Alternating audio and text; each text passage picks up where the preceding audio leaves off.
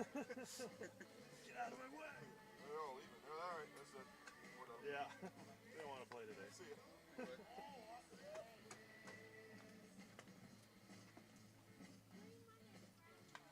Those dugout shots were good.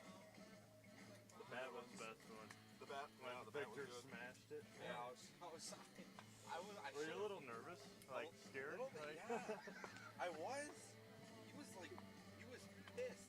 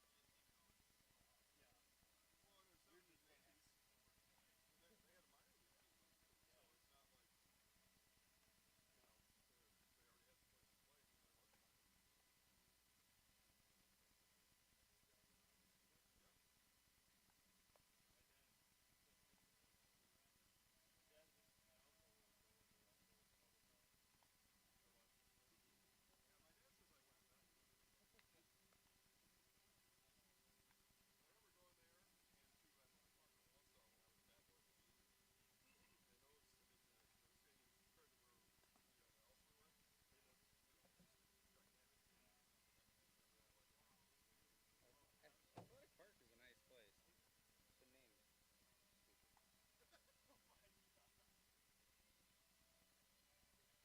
to Athletic Park last year, he was in there. Since they got the new owners for the Woodchucks, he has done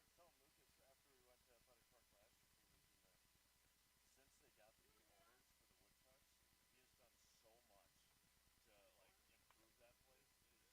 It is so nice in there. The air conditioning was on in Prescott last time. Air conditioning. Like they turned it on. Like they knew we were coming.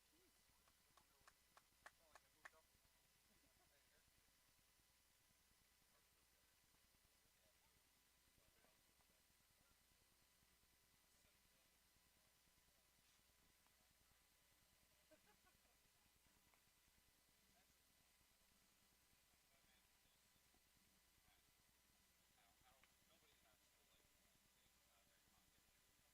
geez. Quite the mix of dogs you got there.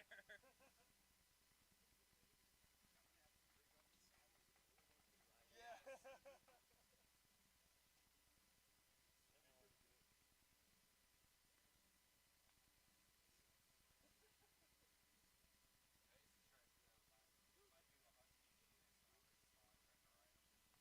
Really get a lot of comments.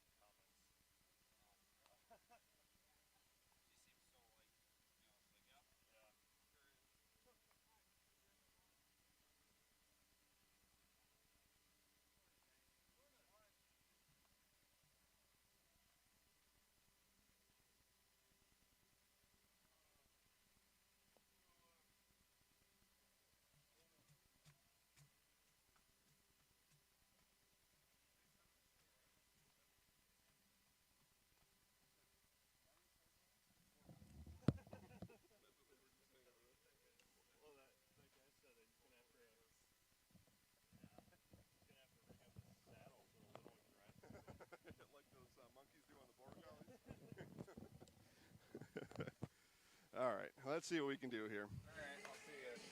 All right, everybody, welcome back to Spooner, Wisconsin, as we get you set for Wisconsin Baseball Association Championship Sunday here in 2020. Cast of characters here. We'll go through the names momentarily. First, we'll tell you, you are in the Grassland Dairy pregame show. Grassland Dairy, exciting and rewarding career opportunities are available right now at grassland.com. Grassland is our presenting sponsor today for Championship Sunday here in Spooner as teams converge from all corners of the state of Wisconsin and now converge from Hayward and all consolidate here to Spooner for the 2020 Wisconsin Baseball Association Championship. 2 semifinal games today.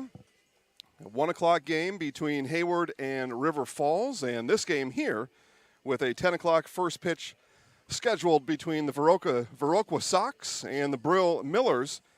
And we'll give you the Grassland Dairy starting lineups here momentarily as everybody back at home is probably just waking up right now like, oh, yeah, all right, baseball game today, 10 a.m. Tell you what, though, we got to sleep in this morning because yesterday was even earlier. Steve Maves and Lucas Hoheisel were over in Hayward for an 8 a.m. first pitch to pick up the 9th inning between Hayward and Glidden. And myself, Jason Zaleski, and Matt Dickinson were here in Spooner for a 9 a.m. first pitch between Marshfield and Tony as that game was postponed from Friday night. It's been an eventful weekend. It's been long. It's been worthwhile, though, at least as far as I can tell. So again, Jason Zaleski here, Steve Maves producing today's show, Lucas Hoheisel and Matt Dickinson on the cameras, bring you all the action field side, as we've got just about all of our resources dispensed here at Merchant Park in Spooner and home of the Spooner Cardinals.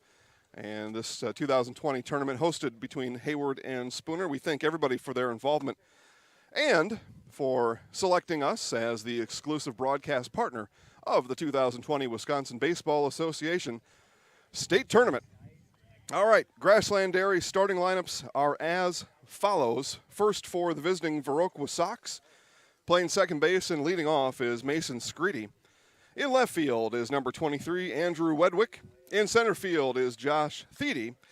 Batting fourth and playing shortstop, Clayton Slack. In right field is Jarrett Sullivan. At third base is Brett Screedy. Batting seventh and catching, Andrew Kleiber. At first base, Tate Knutson. Designated hitter for the Sox, Damian Wilbin on loan from Sparta Miller. And pitching for the Sox is Peter Rossman. We'll see if we can get through the Brill Miller starting lineup here before National Anthem. We'll give it just a second here. I don't know. Did they announce Brill yet, Steve? No? Okay, well, good. Then you are in luck. Here we go. For the home, Brill Miller leading off and playing shortstop. Number 23, Chad Patko. In center field is Kirby Brunslick. Pitching for Brill, let's look at that again. Yeah, pitching is Travis Thompson. Batting fourth and playing first base is Jer Fisk. In right field is Hunter Ashland. Batting sixth, the designated hitter, Todd Brunslick. In left field is number 29, Chris Walters. Catching for the Millers is number 2, Logan Heil. And batting ninth and playing second base is Bill Brown. Mitch Gadel being designated hit for by Todd Brunslick. He will play third base to start today's game. We saw Mitch pitch a few innings over the last 2 games, and so he's on the field at third base not batting, and what that tells us is likely, should it be needed, come in relief of Travis Thompson. He'll already be in the lineup and be able to make that happen. It is National Anthem time here in Spooner. We'll hear from Grassland Dairy and be back for the first pitch of the 2020 WBA State Tournament right after this. Grassland Dairy Products is your match for an exciting new career today. Go to grassland.com to see the opportunities waiting for you. Browse through careers like CDL truck driver, shipping and receiving, line tech, quality assurance, forklift, maintenance tech, inventory associates, and more. Great compensation, weekly pay, and zero premium, company paid health, dental, and life. Apply now at grassland.com or in person at Grassland Dairy Products, Fairground Avenue, just south of Greenwood.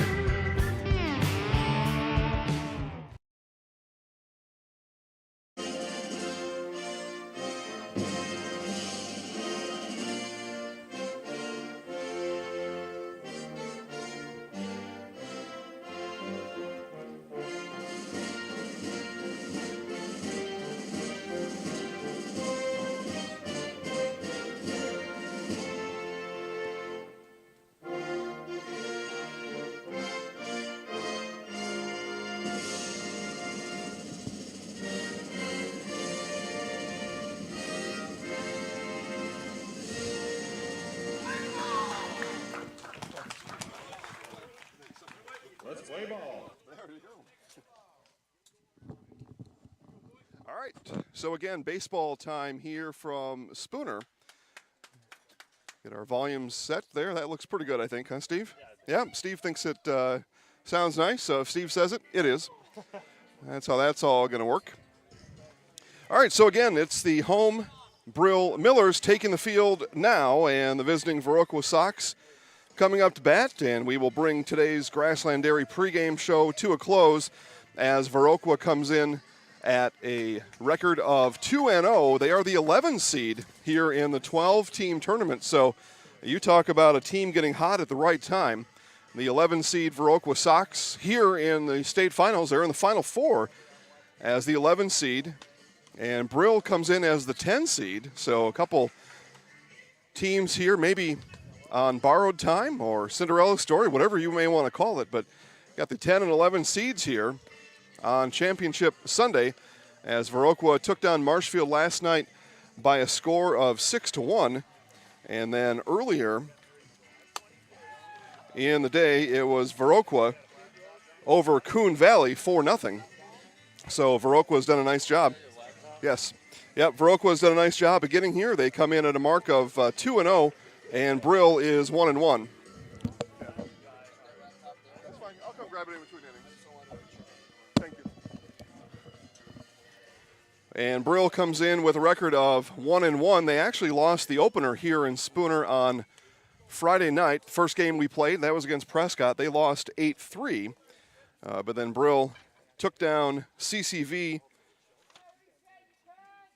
yesterday by a score of 4-0. And my apologies, Viroqua beat Tony 7-1. So they're both here. We're both ready to play, and off we go as Mason Screedy steps in.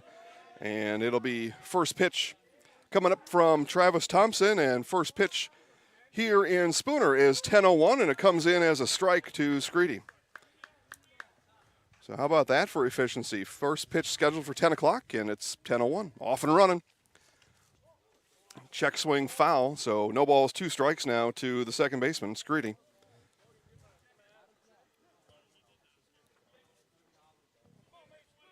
And we see the numbers online climbing. That means you're all climbing out of bed. So good morning to you. That one comes in low from Thompson for a ball. But real quick, send a note to all your friends, neighbors, and strangers. Let them know live sports, free live sports, are on Zaleski Sports right now. Championship Sunday here in Spooner. They don't want to miss it. Don't let them miss it. This one is popped up on the infield. Ranging over at shortstop is Chad Patko. And one down here in the top of the first.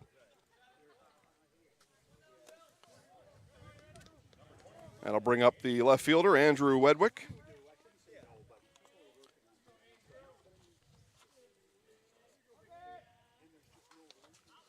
And first pitch swinging, Wedwick fouls that one back.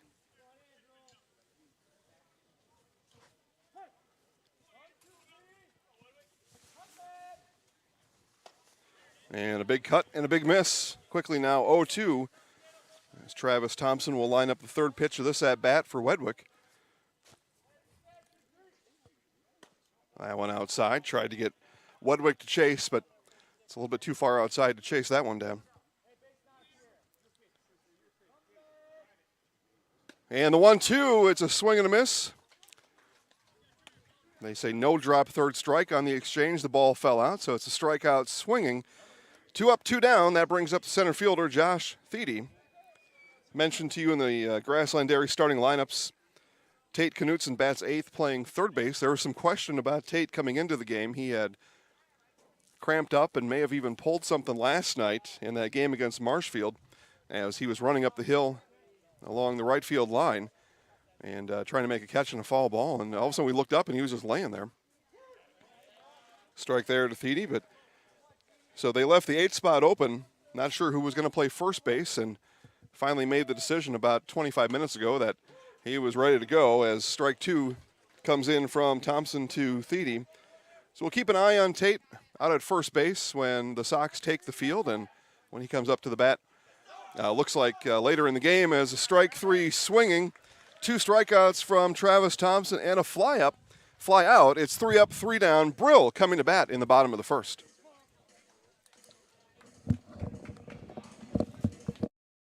Community banking is about giving back to the communities we serve.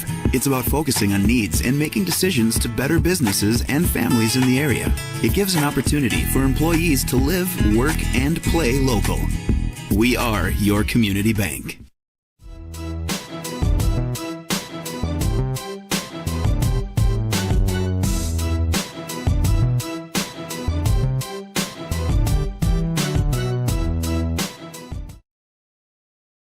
No interest in water sports? Biking not really your thing? Want to add some excitement to your camping trip? Need more fun in your life? Hit the trails with an ATV or side-by-side from Bill's Service Center. At Bill's, your passion is our passion, and you'll find your fun with the latest from Can-Am or Polaris off-road products. When you need more fun, you need Bill's. Bill's Service Center, where the adventure begins. Spooner, Wisconsin, the site of the 2020 Wisconsin Baseball Association State Tournament, the State Tournament Championship anyway. I believe technically, and I think Steve was right, or I think he told me this, but Hayward's technically the site location. But the tournament split between Hayward and Spooner. I don't know, maybe it's just the Hayward-Spooner tournament. Either way, we're in Spooner right now. And this is game 13 of the 2020 State Tournament. Games 14 and 15 coming up. Of course, 15 being the ultimate game, 14 being the penultimate game. It's your word for the day. Chad Patko, Kirby Brunslick, and Travis Thompson all due up for the Millers as we take a look inside the Miller dugout. They're getting ready, taking some hacks. Chad Patko leading off, and he was one of the pre-tournament acquisitions for the Brill Millers. Again, your team was eliminated. You were allowed to make yourself eligible to be drafted by one of the playoff teams, and Chad Patko, Spooner Cardinal, the only Spooner Cardinal in the tournament, and he was drafted by these Todd Brunslick-led Brill Millers, and he will lead off here in the semifinal game here today. As we went through it, every team had at least one drafted player, some two. Again, Peter Rossman pitching. And first pitch swinging Patko, grounds over to short. That's Clayton Slack, and over to the, I guess now previously injured Tate Knutson as he handles that one pretty well. Does a crow hop, and ball goes around the horn, so we'll put that story to rest. Kirby Brunslick now, center fielder. Of course, Peter Rossman here with the La Crescent Cardinals, one of the Sox acquisitions before the tournament. And a ball outside to Brunslick.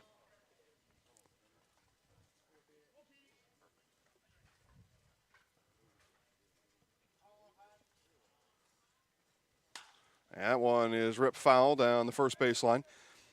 Just as yesterday I was getting smart about the umpires' names, they brought 4 new ones here today. So we will get, here's what we'll do. Since I missed them this game, we will make sure all 4 umpires are in the starting lineups for the championship game, because they will stay here all day. They will rotate around. And ball. And I'll tell you, where I'd like to be right now is over at third base, because that means in a 3-game rotation, you will not call balls and strikes. That's where I would want to start. Otherwise, I'm out. Forget it. I'm not doing it. That one comes in low from Rossman now. 2 balls, 1 strike. I told this very short story yesterday once or twice. I was a middle school umpire for 1 season, and it was horrible. It was not for me. This one back up the box. It'll be a 1-out single here in the bottom of the first for the Millers. In the way of center fielder Kirby Brunslick. That'll bring up the pitcher now, Travis Thompson.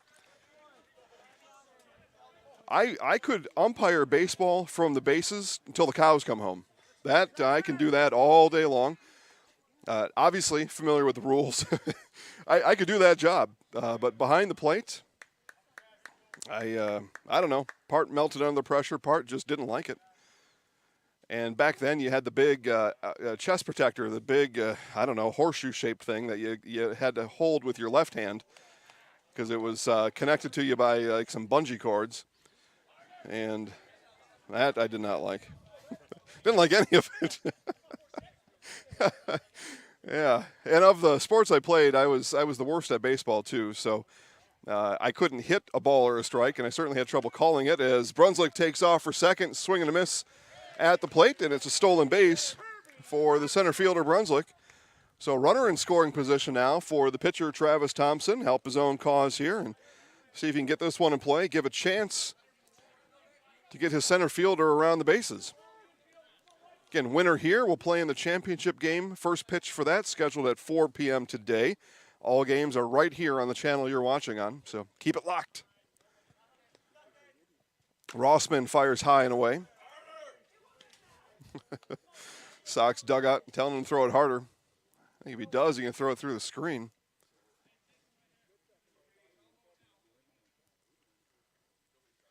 Rossman checks on Brunswick at second, fires home with the 1-2. That one low in the dirt. Thompson not chasing.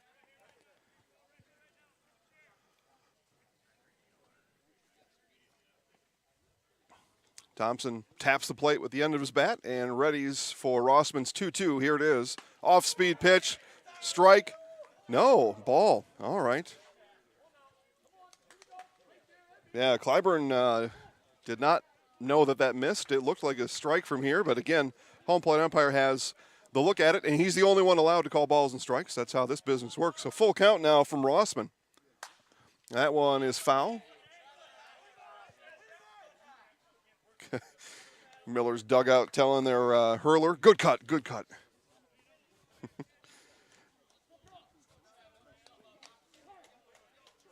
So full sun, temperature here in the area.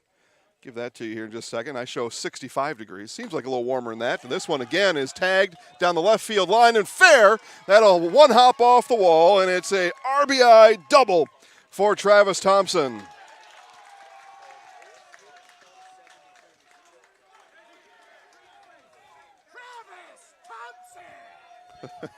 Travis Thompson's got his own cheering section up the third base line here to our left. They liked what they saw out of their pitcher. And now RBI batter standing on second base. So the double after the stolen base by Brunswick put himself in scoring position, and the three-hitter gets him around. And now, after those two trade places on the bases, +1 for Brill, first baseman Jer Fisk, as catcher Andrew Kleiber heads out to the mound just to confirm a couple things with Rossman. And one thing to confirm, hey, no more meatballs. How's that? Now, just a good quality at bat there for Travis Thompson. He just won the battle. Fisk first pitch swinging, grounds over to short. Throw comes to third, and the lead runner is gunned down there. Nice job as Clayton Slack fired over to Brett Screedy and erased Thompson. Fisk aboard with the fielder's choice, but 2 down now in the inning.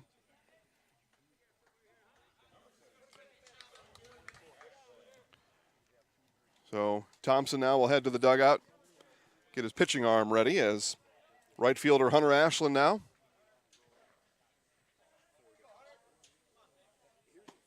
And strike right down Main Street. Said that a few times yesterday too, because right behind us is First Street. And so you throw the pitch down Main Street and you foul the ball off and it rolls down First Street as we're on top of the hill here, just north of the high school here in Spooner. This one is tagged to right field, heading over, and that's going to get down. That's going to roll to the wall. Can Jer Fisk get around from third? No. So Fisk heads to third as Ashland with a double. 2 doubles in the inning for the Millers. And the inning's still alive with 2 outs. Runners on second and third for designated hitter and manager Todd Brunswick. Brunswick grabs a fistful of dirt, rubs it on his bat. No batting gloves for Brunswick. Just a fistful of dirt, kind of. You rub the pine tar on the bat, and then the dirt goes on top of that, and just a little bit extra grip, especially if you're not going to wear batting gloves. That one comes low and away from Rossman. 1-0 to start the at-bat for Brunswick.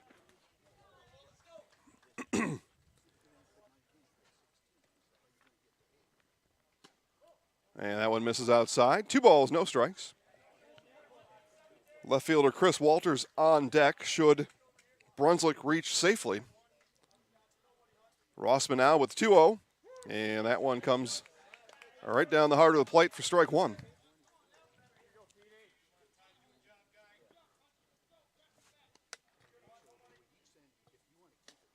And low and away. 3 balls, 1 strike now.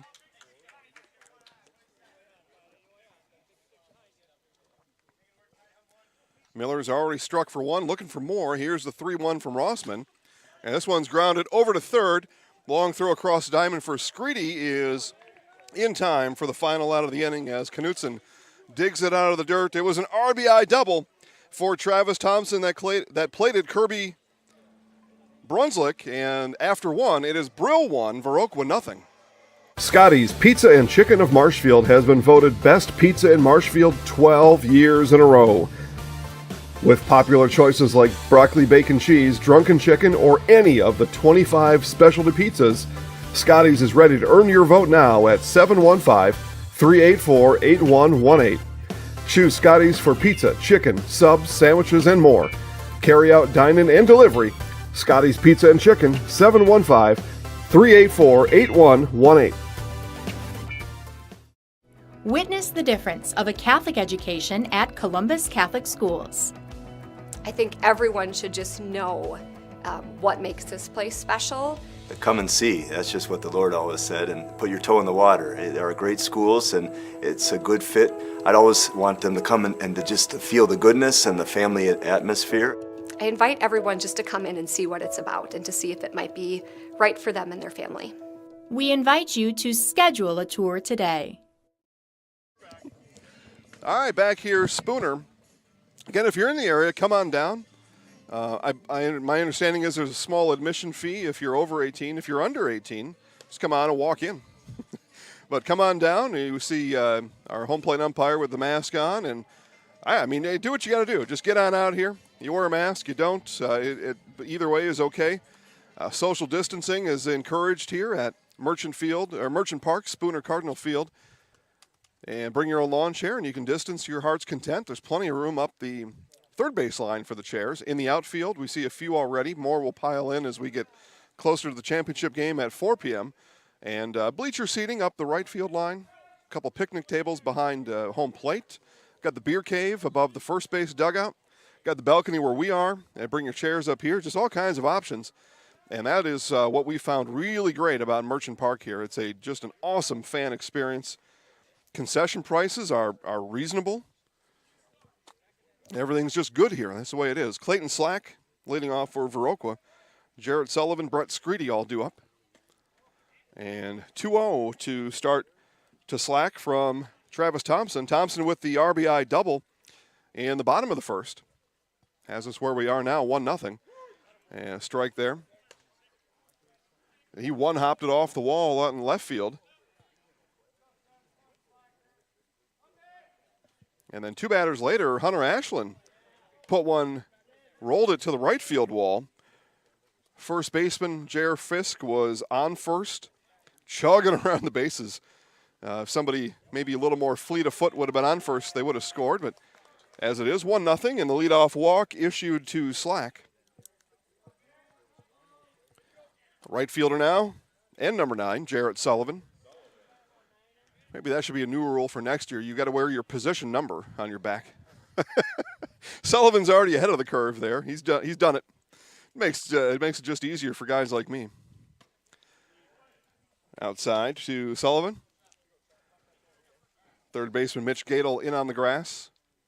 Looking for perhaps a bunt from Sullivan. And Gadel takes a couple more steps forward with the release of the pitch. There comes the bunt. It'll be fielded by Thompson, and they will get the batter Sullivan, but the sack bunt moves Slack over into scoring position. So there you go, Steve. The bunt worked that time. Put down. I know Steve, and appropriately so, has just railed against the lack of bunting skill. Really deteriorated over the past 10, 15 years, just at all levels of baseball. No, we're right. We're here announcing because we suck at baseball, but but it's obvious to see. But that was a nice bunt there by Jarrett Sullivan. And I would expect, I mean, these things ebb and flow. You think about football, passing comes in vogue for a while, and then a few teams start bullying the ball, running around. Then everybody wants to go run the ball again, and these things ebb and flow. That one fouled. Now they're going to say it was a swing and a miss. So the ball was still live, and Slack back to second. 1 ball, 1 strike now to the third baseman, Screedy. So these things ebb and flow. I would imagine if that is the case, and it has been for the history of sports, that bunting will come back in fashion at some point. Because what will happen is some team will start doing it really well and start winning games that way. And the other team's like, all right, that looks like a pretty good plan to me. Let's go with that. 2-1 now from Thompson to Screedy. Fouled back. Yeah, back in the, late 80s, Buffalo Bills, talking about football, started passing the ball. The West Coast offense, Bill Walsh out in San Francisco, that was a passing offense. I mean, all of a sudden, and then everybody else wanted to pass. Detroit Lions started to pass the ball. This one hit down the left field line and out of play, foul. So everybody started to pass the ball. And a lot of teams were having some good success. Warren Moon with the Oilers, passing the ball all over. Jim Kelly with the Bills. Joe Montana, obviously, and some good quarterbacks. Dan Marino. Quarterbacks will help you do that. And all of a sudden, two teams, the Pittsburgh Steelers and the Dallas Cowboys, came on the scene, and they were just running the ball, just pounding and just road grading you. And Cowboys won 3 out of 4 Super Bowls as Screedy goes down swinging for out number 2. Catcher now Andrew Kleiber. Steelers started rumbling around the field again, passing the ball all over, and all of a sudden, or running the ball. And all of a sudden, by the mid to late 90s, all the teams want to run the ball all of a sudden. They saw the Super Bowl teams run the ball. And then that went away, and right now, in this version of the NFL, the last 5 to 8 years, it's been passing like crazy, assisted by rules changes. The rules really favor wide receivers and obviously quarterbacks. You can't touch a quarterback anymore, and you really can't touch a wide receiver, unless you're the Saints, and you can maul the receivers. 1-1 to Kleiber. He rolls that over to Gadel at third, and Fisk in time for the out. So leadoff walk is stranded on second in Clayton Slack. Brill leading 1-0 coming to bat in the bottom of the second. Chili Implement, located just north of Highway 10 in Chili, is your place for Kubota zero-turn mowers. If your lawn is big or small, we have all the lawn care solutions for you. Check out our 60-inch deck. Kubota powerful, precise, proven. Chili Implement is your choice for Kubota, Case IH, and Gale. Chili Implement, open 6 days a week to serve you. Chili Implement. Grassland Dairy Products is your match for an exciting new career today. Go to grassland.com to see the opportunities waiting for you. Browse through careers like CDL truck driver, shipping and receiving, line tech, quality assurance, forklift, maintenance tech, inventory associates, and more. Great compensation, weekly pay, and zero premium company paid health, dental, and life. Apply now at grassland.com or in person at Grassland Dairy Products, Fairground Avenue, just south of Greenwood.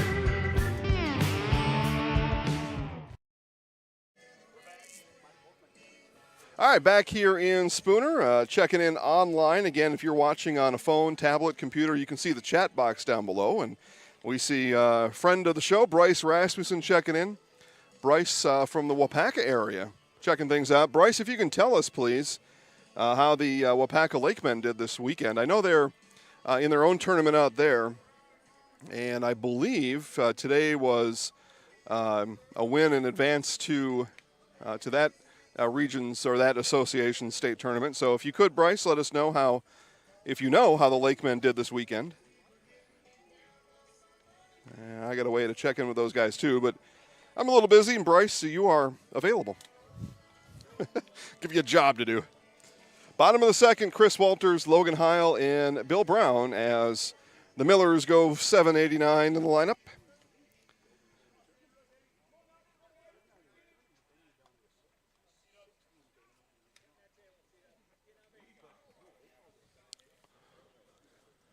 So Chris Walters, left fielder, C-Dub. We just found that out. Thank you. Yes, they do. So he heard my story yesterday about the Orioles. Perfect. I'll catch everybody up on that in just a second. A C-Dub. So wing and a miss. So wing, bada, bada, bada. I have no idea who that masked man was. He showed up here and said he liked my Orioles story from yesterday. and they like grape jelly. And it's true, they do. I just didn't put, well, you know what? I did put some out. But I think some other critter got into it. 0-2 now from Rossman to C-Dub. Rossman ready, delivers the 0-2 high. Yeah, so I was sitting there in April after high school sports were banned in the state of Wisconsin. And I'll still say it, inappropriately banned in Wisconsin. Good news, though, over the weekend, and swing and a miss by Walters. He swung at 3 that he liked and didn't hit a one of them. Catcher now, Logan Heil.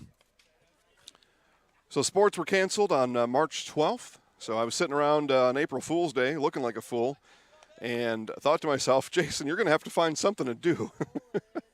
This is not going to work. Staring out the wall, staring at the window, staring at the floor. And we had just concluded, as first pitch comes in low from Rossman, we just concluded our 2020 Zaleski Sports Outdoor Free Throw Challenge. And I was lamenting at how poorly I did sitting in the driveway looking at my basketball hoop. And on the top of the backboard, this beautiful orange bird lands on the top of the backboard. 1 ball, 1 strike now to Heil. And I'm not a bird watcher. I don't know anything. Well, now I do, but then I didn't. I knew nothing about birds other than I knew what a robin was and an eagle. That was about it. I guess a crow.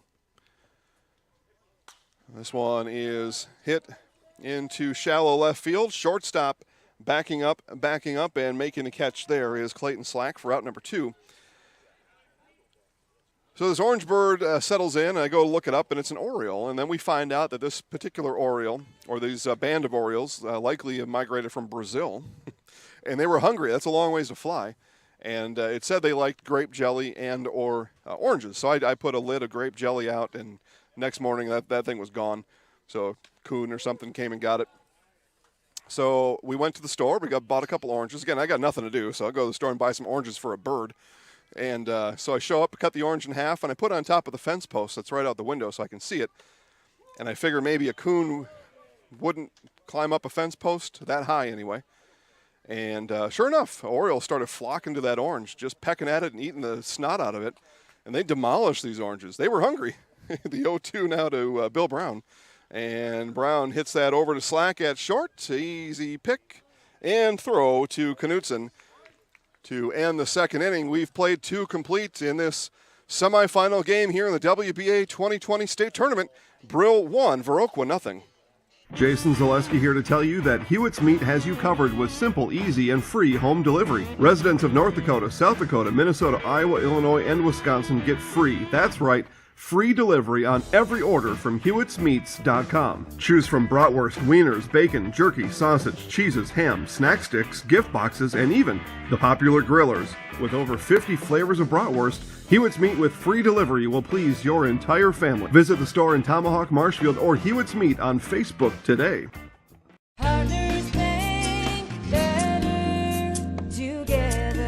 We know how a bank should be at Partners Bank. Banking should be easier, treating our customers as valued and important. Services should be better with online and mobile banking and locations close to where you live and work. Loans should be quicker, and we make all decisions locally with years of experience helping people with their financing needs. Partners Bank, member FDIC, and an equal housing lender. Partners Bank, better together.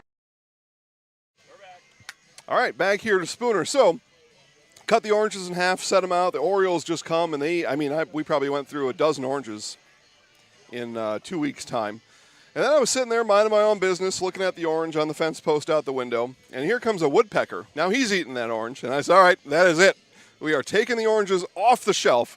I am not feeding woodpeckers. I don't know why I said that. What do I care? But that day, I'm like, nope, there will be no woodpecker eating for free around here.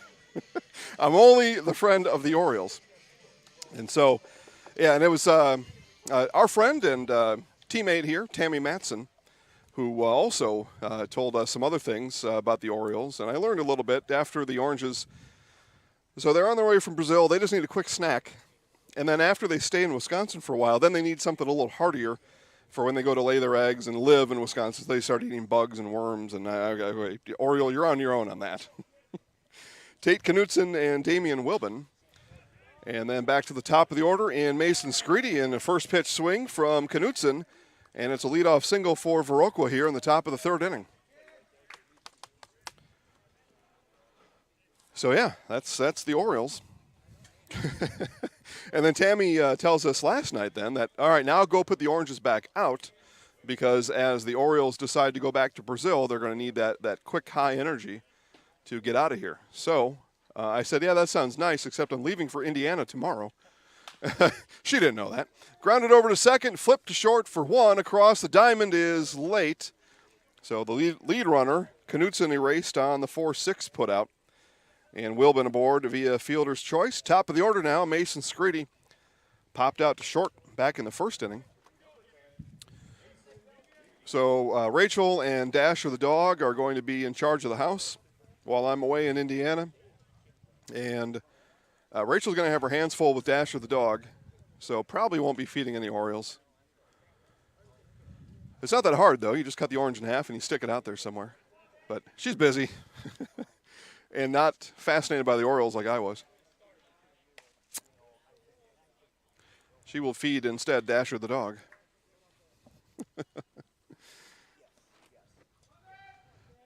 0-1 now from Thompson. Nope. Check over at first, and Wiblin dives back in time. Again, Wiblin on loan from Sparta Miller. Sparta Miller, Adam Close played for CCV as Wiblin takes off. A hit and run was on, a swing and a miss.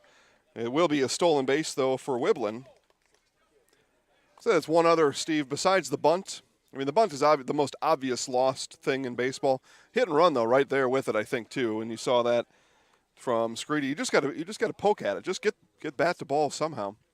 But did the job anyway. Wiblin down to second, so mission accomplished. Strike 3 looking. It's the 4th strikeout today for Travis Thompson. So 2 down. Left fielder now, Andrew Wedwick. One of those 4 strikeouts back in the first inning.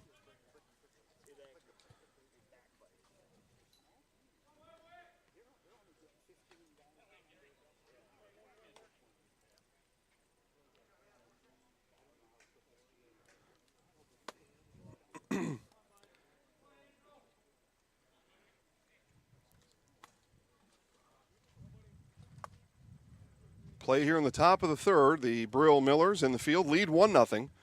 Viroqua runner in scoring position in Damian Wiblin.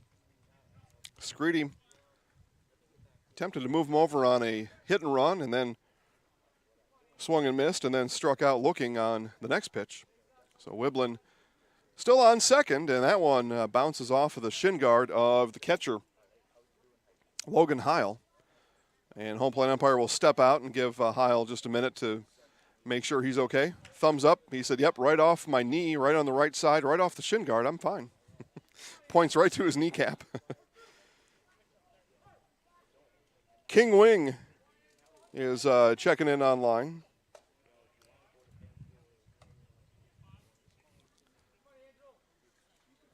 Funny, it looks very similar to the logo that Mr. Holheisel uses on his YouTube account.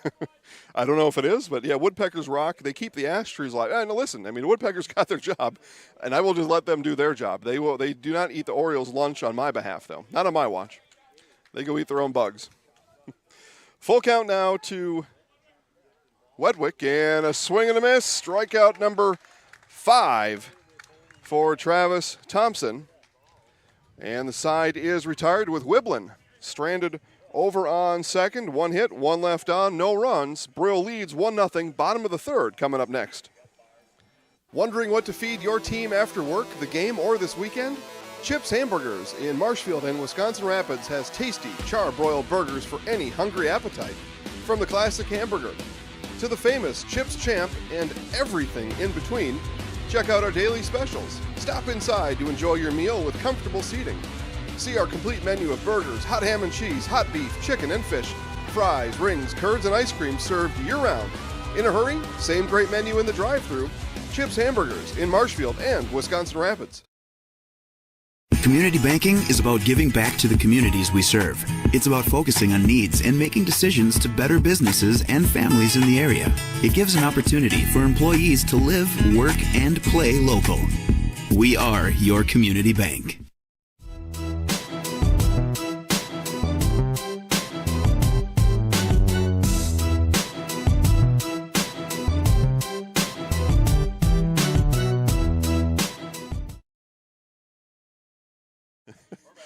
Beautiful lady. Fleet Farm has everything you need for summer fun. Pick up camping gear, boating supplies, and towables, grills, and yard games. This weekend won't be complete without a trip to Fleet Farm. Head down to the store right after the game so you can be the weekend place to be. Looking for a quick, easy way to do your shopping? Try the outside yard pickup when you order online at fleetfarm.com. It's quick, it's easy. You stay in your car and they bring the order right to you. Fleet Farm has something for everyone. You won't believe what you'll find at Fleet Farm. So that's how it works over there. We'll tell you more about Fleet Farm coming up in the 5th inning. But thanks to Fleet Farm and our new friend Gary over there for coming on the ride with us here in the WBA State Tournament. Diving attempt at third, unsuccessful as the ball gets under the glove of Brett Screedy. And Chad Patko on here in the bottom of the 5th inning. A lot of first pitch swings for both teams here in this one, which is absolutely fine strategy if you're able to connect.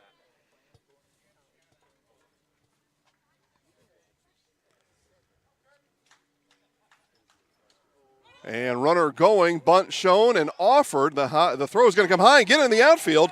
And Patko will get up and go to third. It's a stolen base. And then an E2 to put Patko over at third, 90 feet from a 2-0 ball game.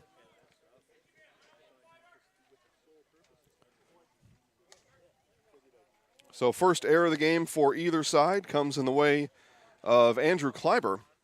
Just a wild throw. Missed the mark by about 15 feet to the right of second base and then airmailed it on top of it. Again, the bunt was shown by Kirby Brunslick. He did bunt through it, so it was a strike there, a ball in this last pitch. So 1-1 now from Rossman coming home. And that one is into right field. It'll be an RBI base hit for Kirby Brunslick, and it's 2-0 Brill.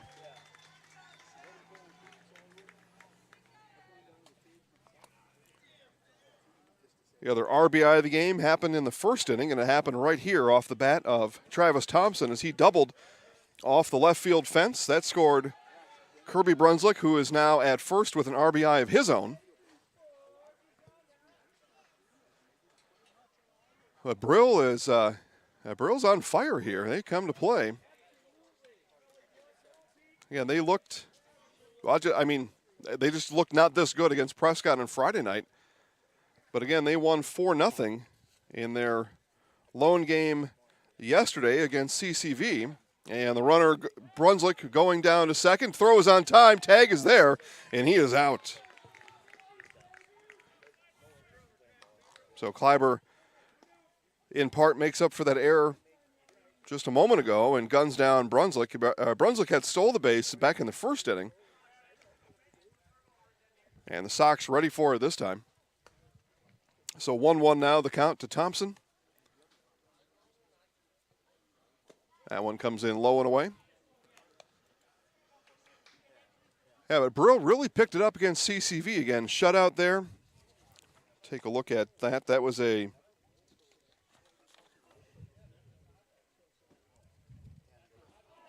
Reese Dietrich. That hit him, Steve? Yeah, hit by pitch, so Thompson goes down to first. So 1 out, hit by pitch. Peter Rossman lost control there just a bit, and that brings up the first baseman, Jer Fisk. And it was Reese Dietrich for Brill yesterday. If my stats are right, and they usually are, pitched a complete game in that 4-0 win against CCV. That's what's put him here now. This one rolled to short. Easy play, and then the wild throw over to first. Should have been a double play, but the wild throw coming through from the second baseman, Mason Screedy. And the E4, now 2 errors in the inning, and the E4 lets Fisk reach first. Thompson on the flick from 6-4, easily put out. So 2 outs now. Runner is still at first, and Hunter Ashland. And Ashland hit one to the right field fence on about 6 or 7 hops out there, but got past the right fielder Sullivan.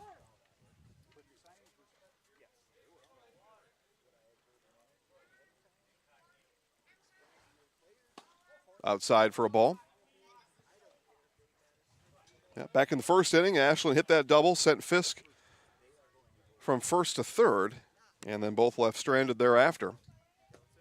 That one low in the dirt.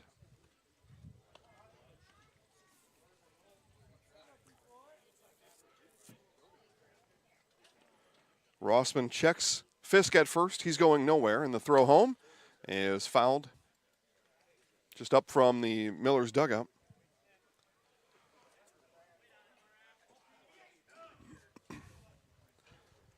Yeah, next game, 1 o'clock. Hayward and River Falls, the Hawks and the Fighting Fish. That one fouled straight back, 2-2 now to the right fielder Ashland. Hawks eat fish, right? But I don't know if they can eat a fighting fish. It's a whole different category. Here's the 2-2 from Rossman, off-speed pitch. And out in front of it and under it was Ashland, and that is in shallow left field. Shortstop Clayton Slack goes back, makes the catch. Fisk left stranded, 1 run across, though, as Brunswick bats in Patco, and it's 2-0 after 3 complete. No interest in water sports? Biking not really your thing? Want to add some excitement to your camping trip? Need more fun in your life? Hit the trails with an ATV or side-by-side from Bill's Service Center. At Bill's, your passion is our passion, and you'll find your fun with the latest from Can-Am or Polaris off-road products. When you need more fun, you need Bill's. Bill's Service Center, where the adventure begins. Scotty's Pizza and Chicken of Marshfield has been voted Best Pizza in Marshfield 12 years in a row. With popular choices like broccoli, bacon, cheese, drunken chicken, or any of the 25 specialty pizzas, Scotty's is ready to earn your vote now at 715-384-8118. Choose Scotty's for pizza, chicken, subs, sandwiches, and more. Carry out, dine-in, and delivery. Scotty's Pizza and Chicken, 715-384-8118. Eastbound down, loaded up and trucking. If we haven't told you already, the music game here at Spooner is just fantastic. They've hit all the genres. I haven't heard anything too slow, though. Like, there haven't been any slow dance groups that have broken out. And maybe because of social distancing, they shouldn't. But, I mean, the music has just been great. Just been great. So Jason Zaleski here, Steve Maves producing, Matt Dickinson on camera number, we'll call it camera number 2 right in front of us, and Lucas Holheisel camera 3.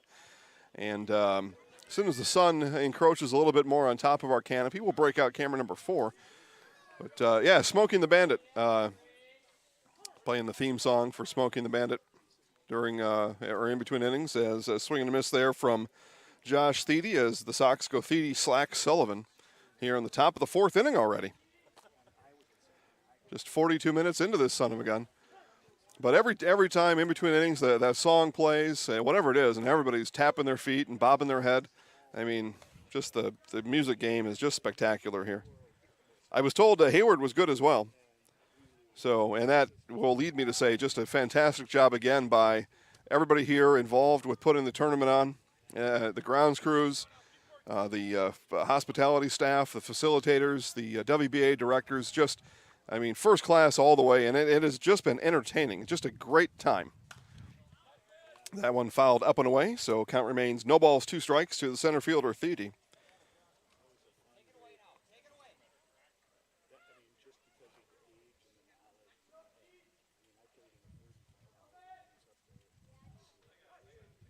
Sam Holden kind of running things here in Spooner.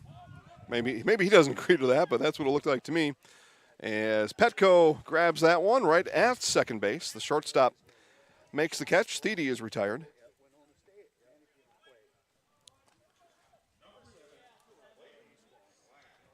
I know Tommy Danzik over in Hayward, leading the charge over there, putting on a great show, giving everybody just a great tournament. Players, fans, to us here in the media. Just everything from top to bottom was just perfect. Just perfect.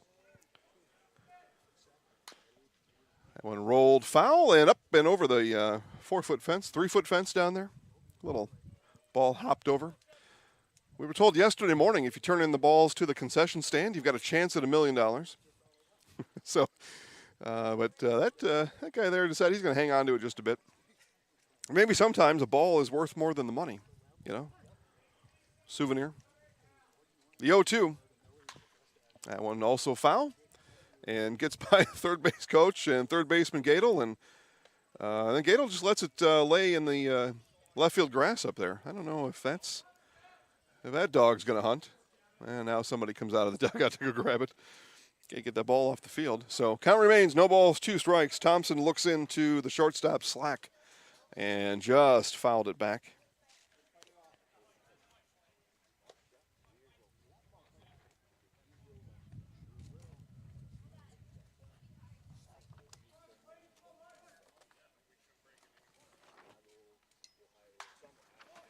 Rolled over to Patco at short, across the diamond to Fisk in time. 2 up, 2 down.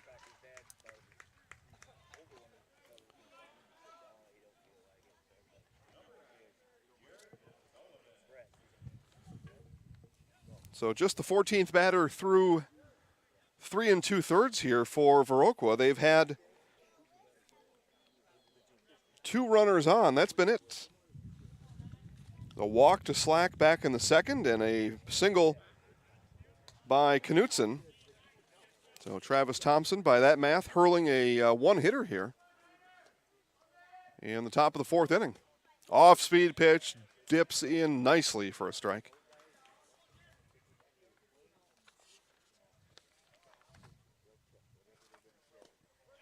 And swung on and missed there. 1 ball, 2 strikes now. 5 strikeouts already for Thompson, and he's got Sullivan right where he wants him at 1 ball, 2 strikes. And swung on and missed. Strikeout number 3 as Travis Thompson continues to mow down the Sox.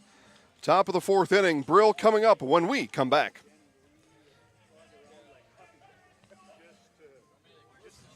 Witness the difference of a Catholic education at Columbus Catholic Schools. I think everyone should just know what makes this place special. Come and see. That's just what the Lord always said, and put your toe in the water. They are great schools, and it's a good fit. I'd always want them to come and to just to feel the goodness and the family atmosphere. I invite everyone just to come in and see what it's about and to see if it might be right for them and their family. We invite you to schedule a tour today. Chili Implement, located just north of Highway 10 in Chili, is your place for Kubota zero-turn mowers. If your lawn is big or small, we have all the lawn care solutions for you. Check out our 60-inch deck. Kubota powerful, precise, proven. Chili Implement is your choice for Kubota, Case IH, and Gale. Chili Implement, open 6 days a week to serve you.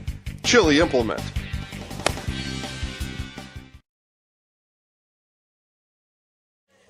All right, back here to Spooner again, taking a look in the Brill dugout there. We had Travis Thompson and his 6 strikeouts lined up in the dugout, but he's in there getting some rest.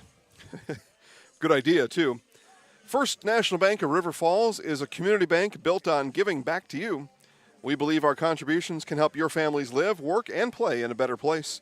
Discover the First National difference at First National Bank of River Falls. Visit fnbrf.com to learn more. Again, the River Falls Fighting Fish, #1 seed in the tournament, taking on the Hayward Hawks at 1 o'clock here today in our second semifinal. Steve, you remember what Hayward was seeded? 5th? 4th? Okay. So, pretty good work over there in Hayward as the host team, and then you advance. And ball thrown behind Brunswick from Rossman. A home plate umpire says, yeah, that hit his jersey on the way back. But ball thrown behind Brunswick. But nipped his shirt and down to first.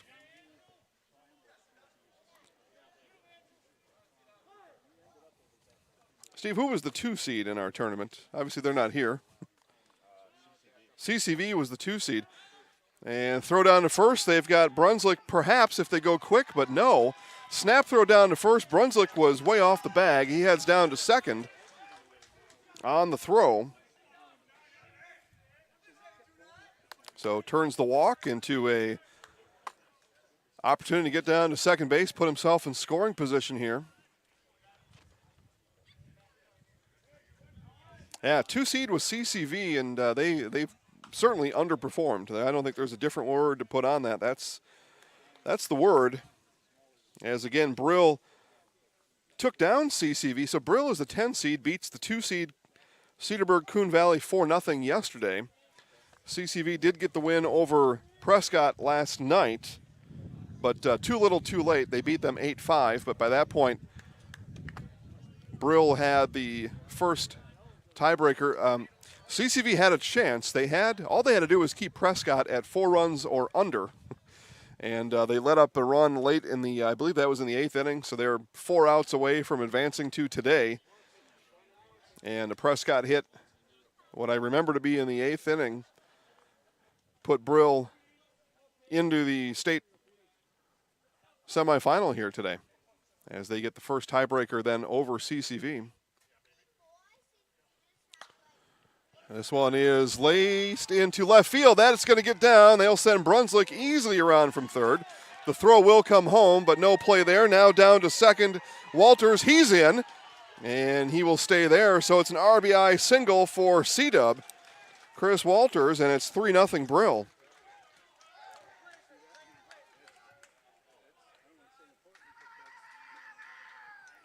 And the 10 seed Brill Millers really taking advantage of the situation. Again, it was Prescott who scored that 5th run, and that put Brill into the tournament, into the semifinal. That eliminated CCV when that 5th run was scored in the 8th inning. And it looks like we may get a pitching change here as Rossman's got the ball in his glove. He's trying to hide the ball in his glove from the manager coming out there. He put the ball in his glove and kind of walked off the mound the other way. He's like, "No, you don't see me here. Everything's fine." But it looks like Rossman will stay on to pitch. But if CCV is able to hold Prescott to 4 runs, and they were on 3 for quite a while, it's the number 2 seed CCV Blues playing in this game right now, as Brill had put themselves in a tough place after dropping the opener to Prescott on Friday night 8-3, but then did themselves a favor beating CCV 4-0, and then they just had to wait and hope they had the tiebreaker, and they did. This one chopped right to third base, and Walters was stared down back to second. He's going to come over to third, and safe over to third. Good base running there. Nice job by Brett Screedy. He looked Walters back to second, and then on the throw, Walters bolted for third and did just get under the tag. So Heil erased on the 5-3 for just the first out of the inning. And the 9-hitter, second baseman now, Bill Brown. But 3-0 already. Brill here in the 4th inning, looking for more. Inside for a ball.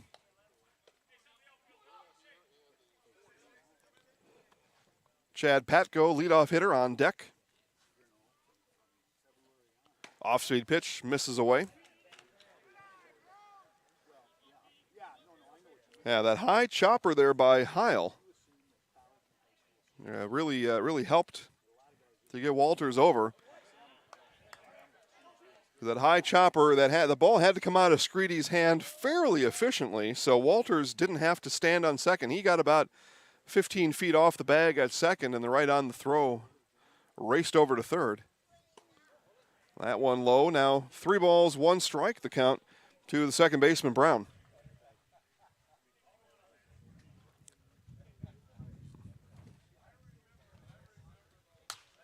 And this one into left field and twisting foul.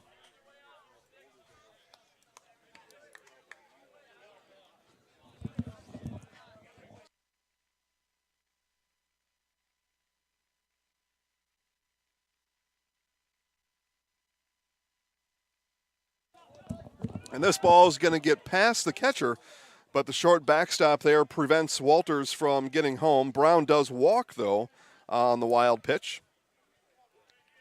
So runners on the corners, 1 out, leadoff hitter, shortstop Chad Patko. Patko 1 for 2 today. And it looks like we will get a pitching change now, as that will do it for Rossman. We'll bring you his final stats here momentarily, and we'll confirm the ball goes in the manager's hands. We'll be back to Spooner with the pitching change and more after this. Grassland Dairy Products is your match for an exciting new career today. Go to grassland.com to see the opportunities waiting for you.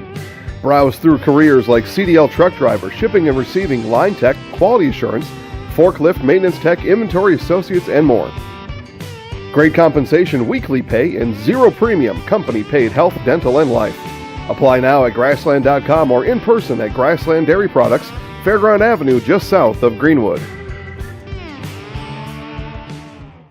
Jason Zaleski here to tell you that Hewitt's Meat has you covered with simple, easy, and free home delivery. Residents of North Dakota, South Dakota, Minnesota, Iowa, Illinois, and Wisconsin get free. That's right, free delivery on every order from Hewitt'sMeats.com. Choose from bratwurst, wieners, bacon, jerky, sausage, cheeses, ham, snack sticks, gift boxes, and even the popular grillers. With over 50 flavors of bratwurst, Hewitt's Meat with free delivery will please your entire family. Visit the store in Tomahawk, Marshfield, or Hewitt's.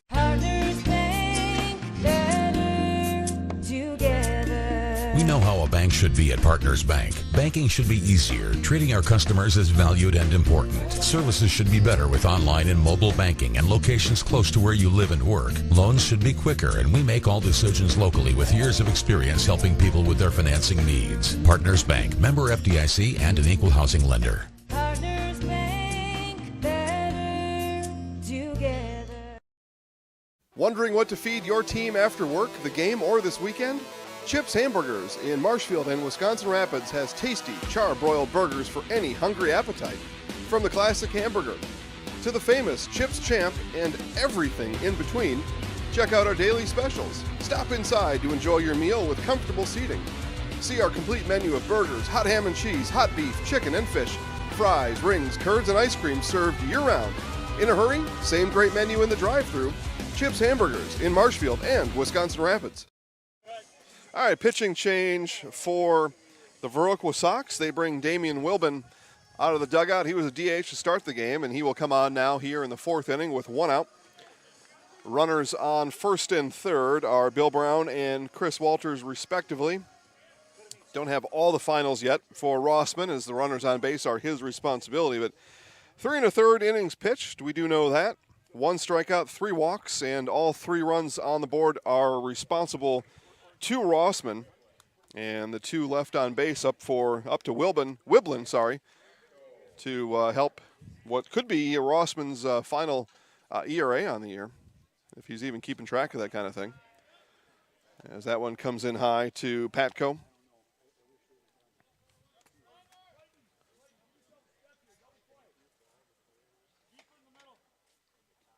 Double play depth on the infield for Viroqua.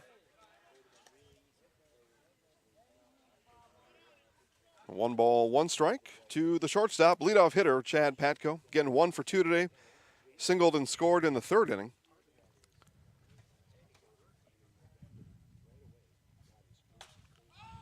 And this one is hit on the infield and out number 2 as Patko, a lazy pop-up caught by the second baseman, Mason Screedy.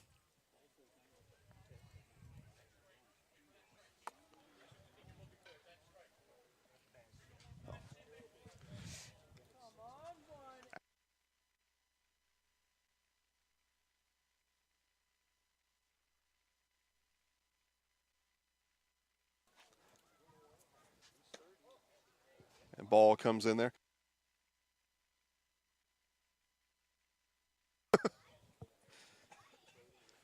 So, center fielder Kirby Brunslick. The 1-0 from Wiblin, that comes in the dirt. 2 balls, no strikes. And 2 outs in the inning, 1 run across. That was an RBI by Chris Walters. That scored Todd Brunslick.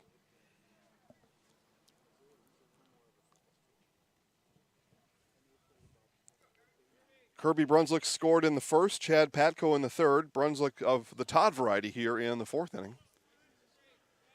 3-0 Brill in this semifinal game. Winner here will play the winner of River Falls and Hayward. First pitch of that game scheduled for 1 p.m.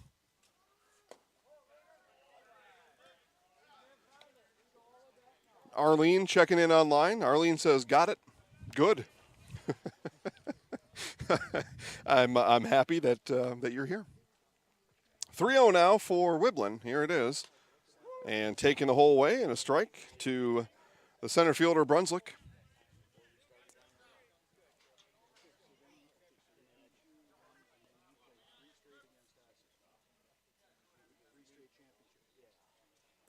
And at the letters and high for ball 4. So Wiblin comes on in relief of Rossman. Gets a fly out to, or a pop out to second base, and then walks his second batter in Brunswick. So bases loaded now for the pitcher. Number 46, Travis Thompson, already an RBI double here today, and he can really help his cause here with bases loaded here in the fourth inning for Brill.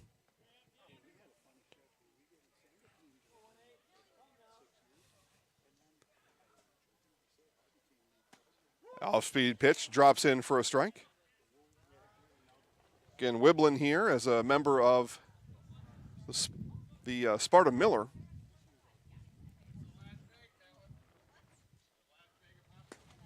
And he finds himself in on relief here in a state semifinal game. Quickly, no balls, 2 strikes now to Thompson.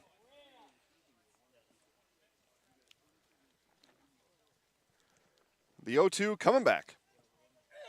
And a grunt from Wiblin, and he gets the ground out to shortstop. And slack to Screedy, and 3 are stranded.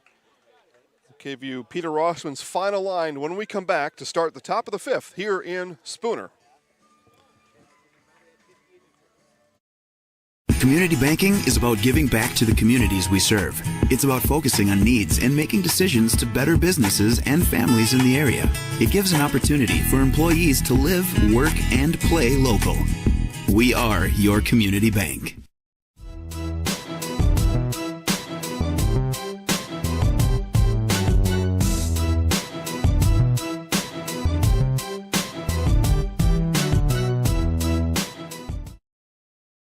No interest in water sports? Biking not really your thing? Want to add some excitement to your camping trip? Need more fun in your life? Hit the trails with an ATV or side-by-side from Bill's Service Center. At Bill's, your passion is our passion, and you'll find your fun with the latest from Can-Am or Polaris off-road products. When you need more fun, you need Bill's. Bill's Service Center, where the adventure begins. Spooner, Wisconsin, site of today's Championship Sunday here in the Wisconsin Baseball Association 2020. And a state champion will be crowned a little bit later on this evening, figure about 6 o'clock or so. And it will be either Viroqua, Brill, River Falls, or Hayward, Final 4. And two of those 4 here right now, and Brill in good shape, leading 3-0 as we start the top of the 5th inning. Final stats for Viroqua starting pitcher Peter Rossman. He goes 3 1/3, strikes out 1, walks 3, allows 5 hits, and all 3 runs are earned. And put on the stat line of Peter Rossman. Again, he's here on loan from the La Crescent Cardinals. And should the score not change in Viroqua's favor, Rossman's season will be done. No re-entry in these games. And there shouldn't be. I know some areas of the state were doing that off and on as we started this oddball baseball year. And that made it even more odd. Trying to figure out a book with people coming and going as they please. And strike on the outside corner. 1-1 now to the third baseman, Brett Screedy. Struck out back in the second inning, one of 6 strikeouts for Travis Thompson. That one fouled back. 1 ball, 2 strike now. Andrew Kleiber on deck and Tate Knutson to follow. The The wind kicks up now, and wind blowing from home plate out to right field. The left-handed hitters are beginning to drool just a bit. It's a short porch anyway out to right, 290. So we've only seen one home run. Back on Thursday morning, I predicted we'd see 4 here in Spooner.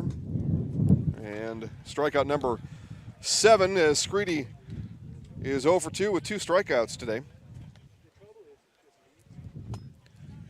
Caleb Kromenacher, Marshfield Chaparral, hit it over the 330 sign. We estimate he hit it about 345 feet. Part of their, what was it, 6-1 win in the morning game yesterday against Tony. Tony, Wisconsin, home of former Wisconsin Badger, now Wisconsin Badger defensive coordinator Jim Leonard. Yeah? Yeah. Jim playing the NFL for the Dolphins? Does that sound right? Jets. The Jets, thank you. AFC East, I was close. Must have saw him playing against the Dolphins. Gadel picks that third long throw over, and by a step and a half, erases Kleiber on the 5-3 putout. Saw what, at this point, we'll just call the most interesting moment of the tournament, and we didn't see all the games in Hayward, but upon review, Steve and Lucas said, no, I don't think we've had anything to top that. It was Tony's Nick Roach on the mound, and he was struggling, getting heckled from the crowd, and then really got himself fired up, lost his mentals. Marshawn Lynch lost his mentals there for a minute, finally threw a strike, and he got a nice Bronx cheer from the beer cave up there, and turned on the mound, turned and flexed at the beer cave. That was odd. Tate Knutson here, and swung through a ball in the dirt. So 1 ball, 2 strikes. Again, Travis Thompson already with 7 strikeouts here through 4 2/3. And swing and a miss. Strikeout. The Ocho for Travis Thompson, and the Millers head off the field back to the dugout. They lead 3-0. Looking for more. Bottom of the 5th in Spooner when we come back. Witness the difference of a Catholic education at Columbus Catholic Schools. I think everyone should just know what makes this place special. Come and see. That's just what the Lord always said, and put your toe in the water. There are great schools, and it's a good fit. I'd always want them to come and to just feel the goodness and the family atmosphere. I invite everyone just to come in and see what it's about and to see if it might be right for them and their family. We invite you to schedule a tour today. Chili Implement, located just north of Highway 10 in Chili, is your place for Kubota zero-turn mowers. If your lawn is big or small, we have all the lawn care solutions for you. Check out our 60-inch deck. Kubota powerful, precise, proven. Chili Implement is your choice for Kubota, Case IH, and Gale. Chili Implement, open 6 days a week to serve you. Chili Implement.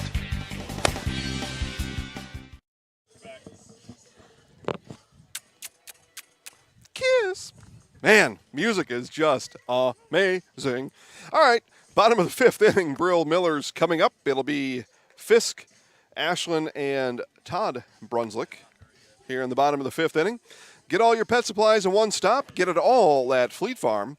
For dogs, cats, and wild birds, you'll find top brands and an unbeatable selection of foods, treats, toys, grooming, bedding, even health items at Fleet Farm.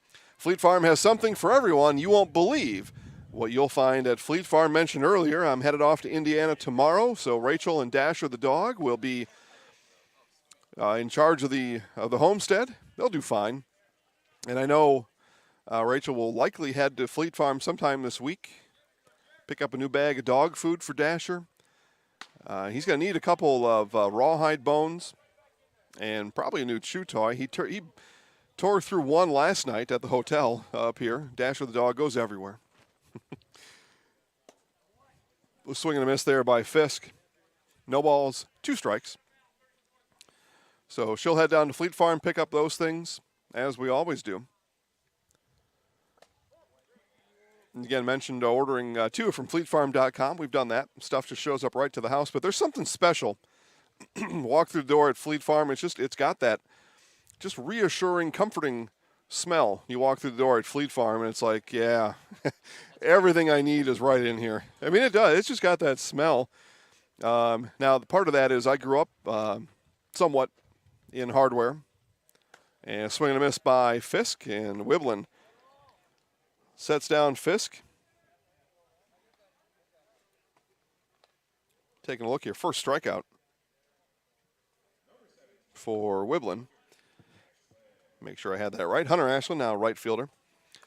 But my grandpa owned a hardware store for his majority of his working career over in Granton, Wisconsin. So you kind of get familiar with that smell. But you walk inside a Fleet Farm, and it's just that mix of aroma, and it's tasty, it's pleasing, it's comforting. Of all the different things, the tools, building supplies, and of course the candy aisle.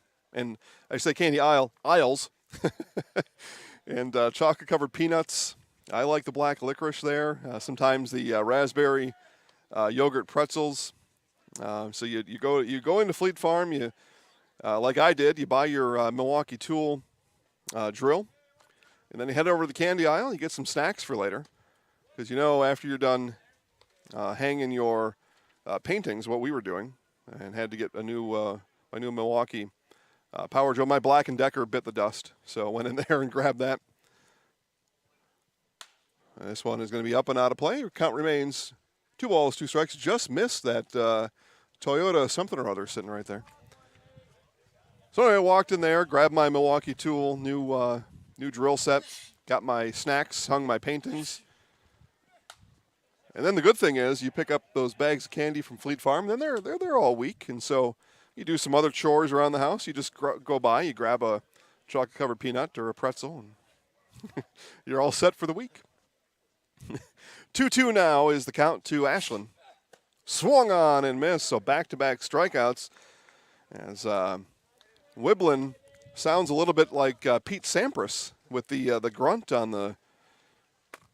I don't know if Sampras, there was some talk years ago about the tennis officials telling the ladies to tamp it down with the grunting and the noise making when they would hit that ball. Apparently it was in fashion as tennis trainers would tell them to audibilize, to release their energy also audibly, to put that extra kind of stank on the ball. And it became very annoying to the listener on TV, is what happened. I mean, this is, so it probably generated a TV, I don't know, NBC likely has a lot of those tennis tournaments. So NBC probably said, hey, listen, this is not working out anymore. Can you tell the tennis players to stop grunting? And they have. So I don't know if that fashion just wore off or if the message got through. But Wiblin, when he rears back, puts a little extra onto it. Now this one into right field, and coming on, took a bit of a stutter in right field, did Jarrett Sullivan, but able to pick it up and retire Todd Brunslick. An efficient 5th inning for Damian Wiblin and the Viroqua Sox. They come to the dugout. They need 3. At some point here in this game, top of the 6th, be a good place to start on it. We'll show it to you when we come back. Grassland Dairy Products is your match for an exciting new career today. Go to grassland.com to see the opportunities waiting for you. Browse through careers like CDL truck driver, shipping and receiving, line tech, quality assurance, forklift, maintenance tech, inventory associates, and more. Great compensation, weekly pay, and 0 premium company-paid health, dental, and life. Apply now at grassland.com or in person at Grassland Dairy Products, Fairground Avenue, just south of Greenwood. Jason Zaleski here to tell you that Hewitt's Meat has you covered with simple, easy, and free home delivery. Residents of North Dakota, South Dakota, Minnesota, Iowa, Illinois, and Wisconsin get free. That's right, free delivery on every order from Hewitt'sMeats.com. Choose from bratwurst, wieners, bacon, jerky, sausage, cheeses, ham, snack sticks, gift boxes, and even the popular grillers. With over 50 flavors of bratwurst, Hewitt's Meat with free delivery will please your entire family. Visit the store in Tomahawk, Marshfield, or Hewitt's Meat on Facebook today.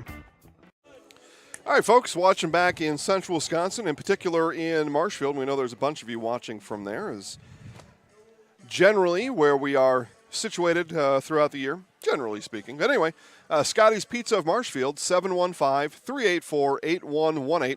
I know Scotty's watching right now, but Scotty's Pizza is open and ready right now. Delivery, dine-in, carry-out. broccoli, bacon, cheese, drunken chicken, BLT, and all, I don't know, there were 20-some specialty pizzas, plus, all the norms, whatever you want. A lot of people just like cheese pizza. You can get it all. Pizza, subs, sandwiches, salads, chicken at Scotty's Pizza, 715-384-8118. So Travis Thompson brings his 8 strikeouts back to the mound here in the top of the 6th inning. And Wiblin, who is on in relief for this Viroqua squad, at the plate. Wiblin has pitched 1 2/3. Done a nice job. Got out of a 4th inning jam. Came on with runners on 1st and 3rd and kept them there. Did walk 1, bases were loaded, but got the ground out to erase Travis Thompson and end the inning back in the 4th, and then a strikeout, flyout just half an inning ago. So good work by Wiblin. Now he gets a chance at the plate to get on base. 2-1. That comes in high and away. 3 balls, 1 strike now from Thompson to Wiblin.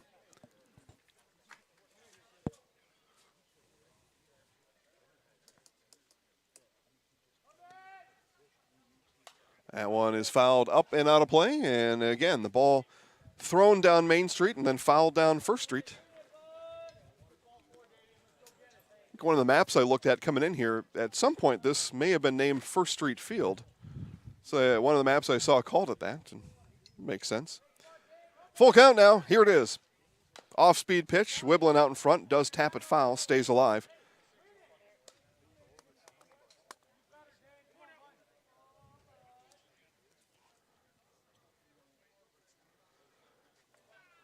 Another here with no batting gloves.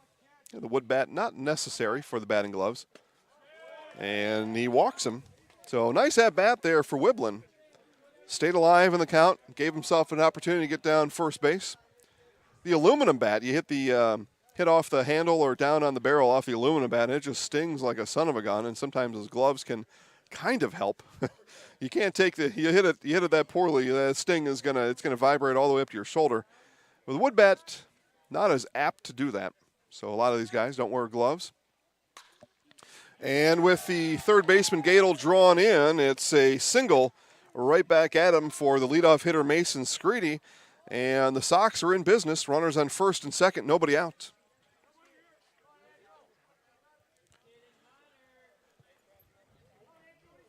Left fielder Andrew Wedwick. Wedwick today, a pair of strikeouts. So looking to do something more productive with runners on 1st and 2nd, nobody out. And bunt shown and bunted foul. So there you go, Steve. Pretty easy pitch there to bunt, according to the training I've been receiving and told about. But I mean, you get a fastball like that, you should be able to lay that son of a gun down. So in from first comes Fisk, ready now for the Wedwick bunt. Now that Thompson knows it's coming, see what he gives him here. Runners go, and the bunt is brought back. Wiblin coming down to third, throw to Gadel is late. And so no bunt needed as both runners advance on the pass ball. So now 2 in scoring position for the left fielder Wedwick.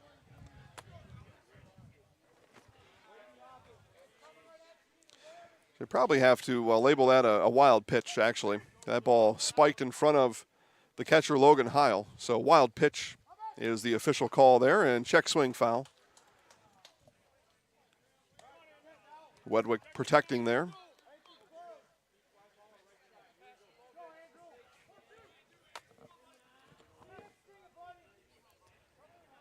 Wiblin at third, Screedy at second. The 1-2 to Wedwick is hit into the outfield. Should be deep enough to score. Wiblin tagging from third. The catch is made, and Wiblin will come in. It's a sac fly RBI for Andrew Wedwick.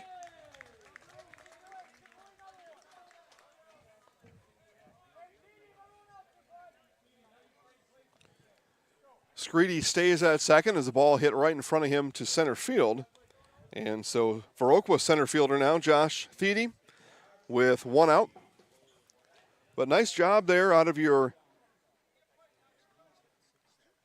number 2 hitter make contact. Your 2 hitter should be able to make contact. The idea there is you put your contact guy in the 2 hole. With your leadoff hitter, should be able to get on base. This one bounced to Gadel at third. Long throw across the diamond is past Fisk.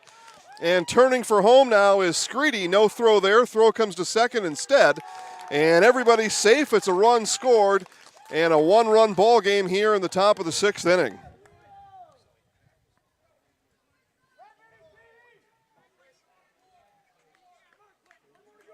So the E5 plates Screedy. And then throw from Fisk late coming through. So Thede ends up on second base on the same error. And a strike on the first offering to the shortstop, Clayton Slack.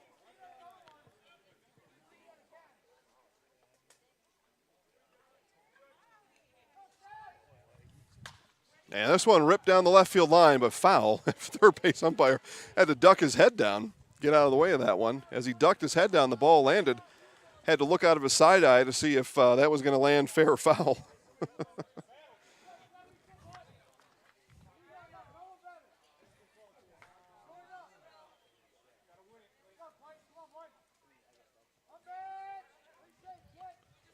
Thompson comes home, delivers high on the 0-2. 1 ball, 2 strikes now.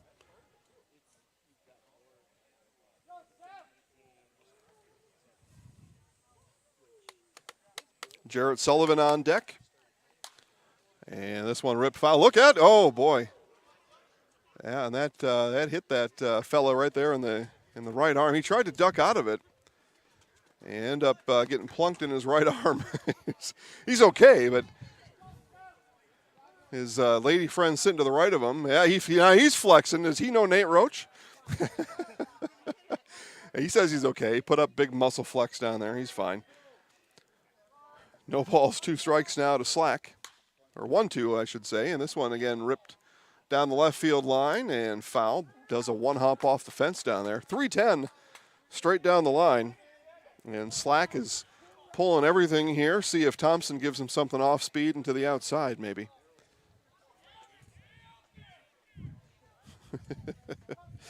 The Brill contingent here tells their left fielder, CW, hey, just stay out there. Stay in foul territory. He's coming to you again. And the 1-2 from Travis Thompson. Looks in, agrees with the selection from Logan Heil. Off speed outside, but not chasing his Slack. I got that one right, Steve. Last night I was wrong on a couple of those sequences on those pitch calls. Able to figure that one out, though. So 2-2 now. 1 out, runner on second is Thede. Thompson delivers. Off speed, fouled back.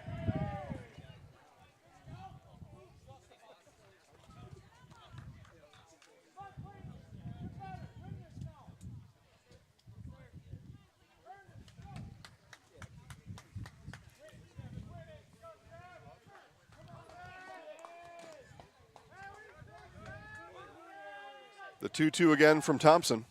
Swung on and missed. It's strikeout number 9 for Travis Thompson.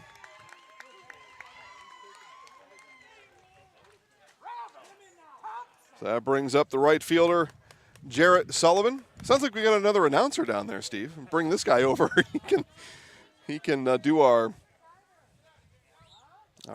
big exciting announcements. That one comes in high. Ball 1.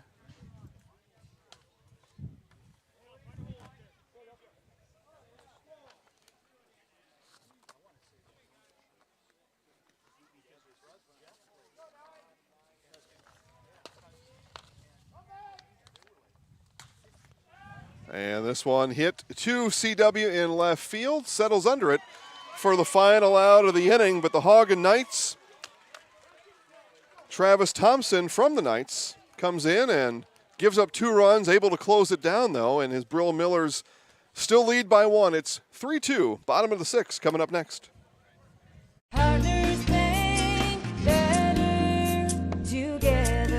We know how how a bank should be at Partners Bank. Banking should be easier, treating our customers as valued and important. Services should be better with online and mobile banking and locations close to where you live and work. Loans should be quicker, and we make all decisions locally with years of experience helping people with their financing needs. Partners Bank, member FDIC, and an equal housing lender. Partners Bank, better together. Wondering what to feed your team after work, the game, or this weekend? Chips Hamburgers in Marshfield and Wisconsin Rapids has tasty, char-broiled burgers for any hungry appetite. From the classic hamburger to the famous Chips Champ and everything in between, check out our daily specials. Stop inside to enjoy your meal with comfortable seating.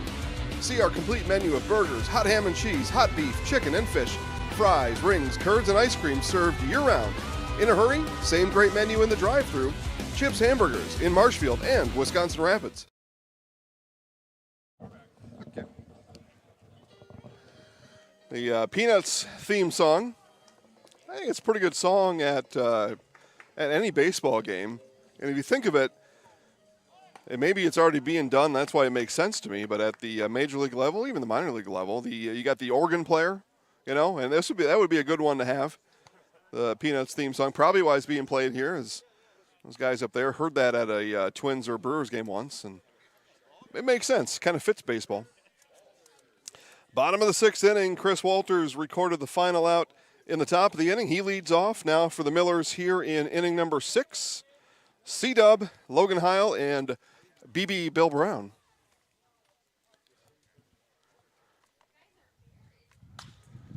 First pitch swinging, and over to Screedy at third, across the diamond in time for out number 1.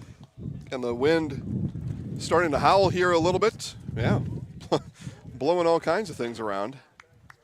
Stuff in the broadcast booth here. Big gust of wind just came through. I didn't really look at the weather other than I knew it was going to be about 75 as a high today and just a crystal clear, perfect day, and that part has turned out to be true.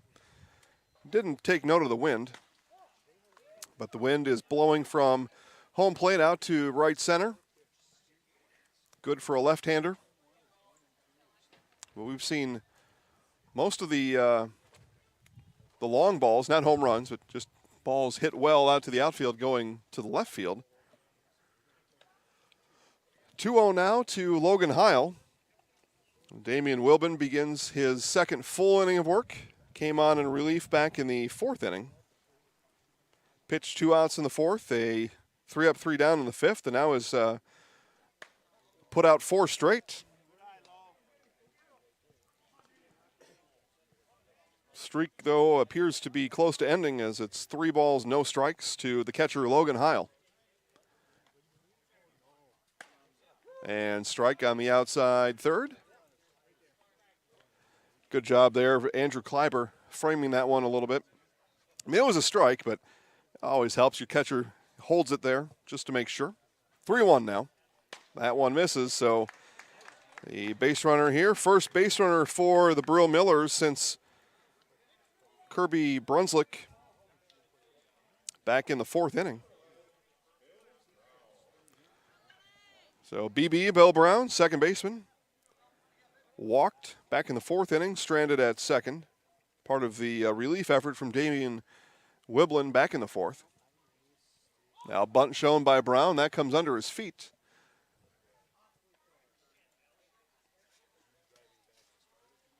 Skips out of the way. You know, it's just a natural reflex to jump out of the way of that ball. No matter the positive result of getting a free base, something about not being hurt kind of overcomes you in those situations. Bunt shown and not offered, and it's a ball. So 2 balls, no strikes. With 1 out, trying to get Heil over to second base and turn the order over. Leadoff hitter Chad Patko on deck. 2-0 from Wiblin, bunt shown again and offered and or strike called anyway. I believe that's what it was. The strike was called. Bat came back. Strike either way. 2-1 now.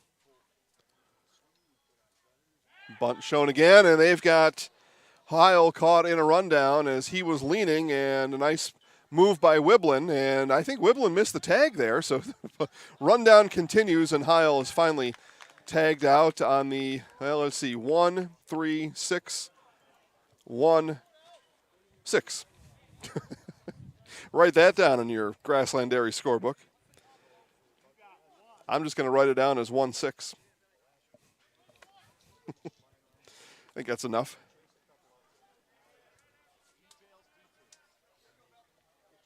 So no pitch offered there as the pickoff is successful for Wiblin. So count now is and was 2-1. Here it is. Off-speed pitch, strike. Good pitch there by Wiblin. So again, it was a 1-2-3 inning in the 5th. And after giving up the walk to Heil in the pickoff, chance here for Wiblin to just see 3 batters here in the 6th inning as well. Here's the 2-2 and strike 3 called. And Wiblin beginning to roll here a little bit, giving his Sox a chance to climb all the way back in this one. They scored 2 in the 6th. They come up in the top of the 7th when we come back. Community banking is about giving back to the communities we serve. It's about focusing on needs and making decisions to better businesses and families in the area. It gives an opportunity for employees to live, work, and play local. We are your community bank.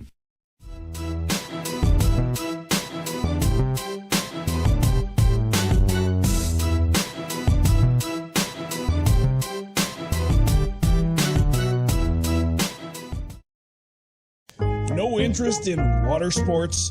Biking not really your thing? Want to add some excitement to your camping trip? Need more fun in your life? Hit the trails with an ATV or side-by-side from Bill's Service Center. At Bill's, your passion is our passion, and you'll find your fun with the latest from Can-Am or Polaris off-road products. When you need more fun, you need Bill's. Bill's Service Center, where the adventure begins. ZZ Top Cheap Sunglasses. I mean, think about all the song titles you could think of. The cheap sunglasses, but I mean, it's an awesome tune. Got a great guitar riff in there, good bass line, a really well put together song. We take a look at the beer sales, and a little slow right now. And I'm not sure. Are we still in Wisconsin? Maybe we're just too close to Minnesota, with 11:30 in the morning and not a whole lot going on there. But that will certainly pick up as the afternoon or as the morning turns to afternoon. Pretty busy there yesterday all day long, especially as the, party balcony that we're on here fills up, and that'll empty some of the beer behind us. Brett Screedy, Andrew Kleiber, Tate Knutson, as the Sox go 678.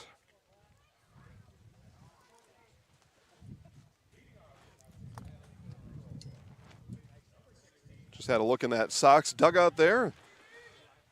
Viroqua looking for at least one somehow, some way here as we begin the final stages of this semifinal game. And that one comes in high from Thompson. He remains on the pitch here in the 7th. He's got 9 strikeouts today, has given up 2 runs. And a swing and a miss there for Screedy, evens count at 1 apiece. Saw a couple Fighting Fish hats lurking as River Falls and Hayward will come to the field at 1 p.m., hour and a half from now.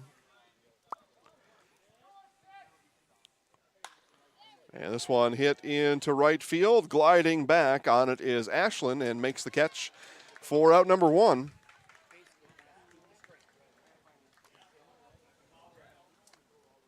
River Falls Hayward coming into the tournament. Word spread quickly that River Falls, the Fighting Fish, were perhaps just a grade above everybody else here in this tournament.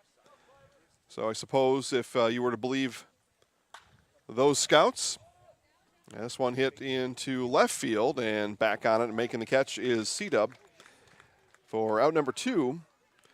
So if the scouts, prognosticators, bookies, line makers, they were all proven right so far with the Fighting Fish in the semifinals today.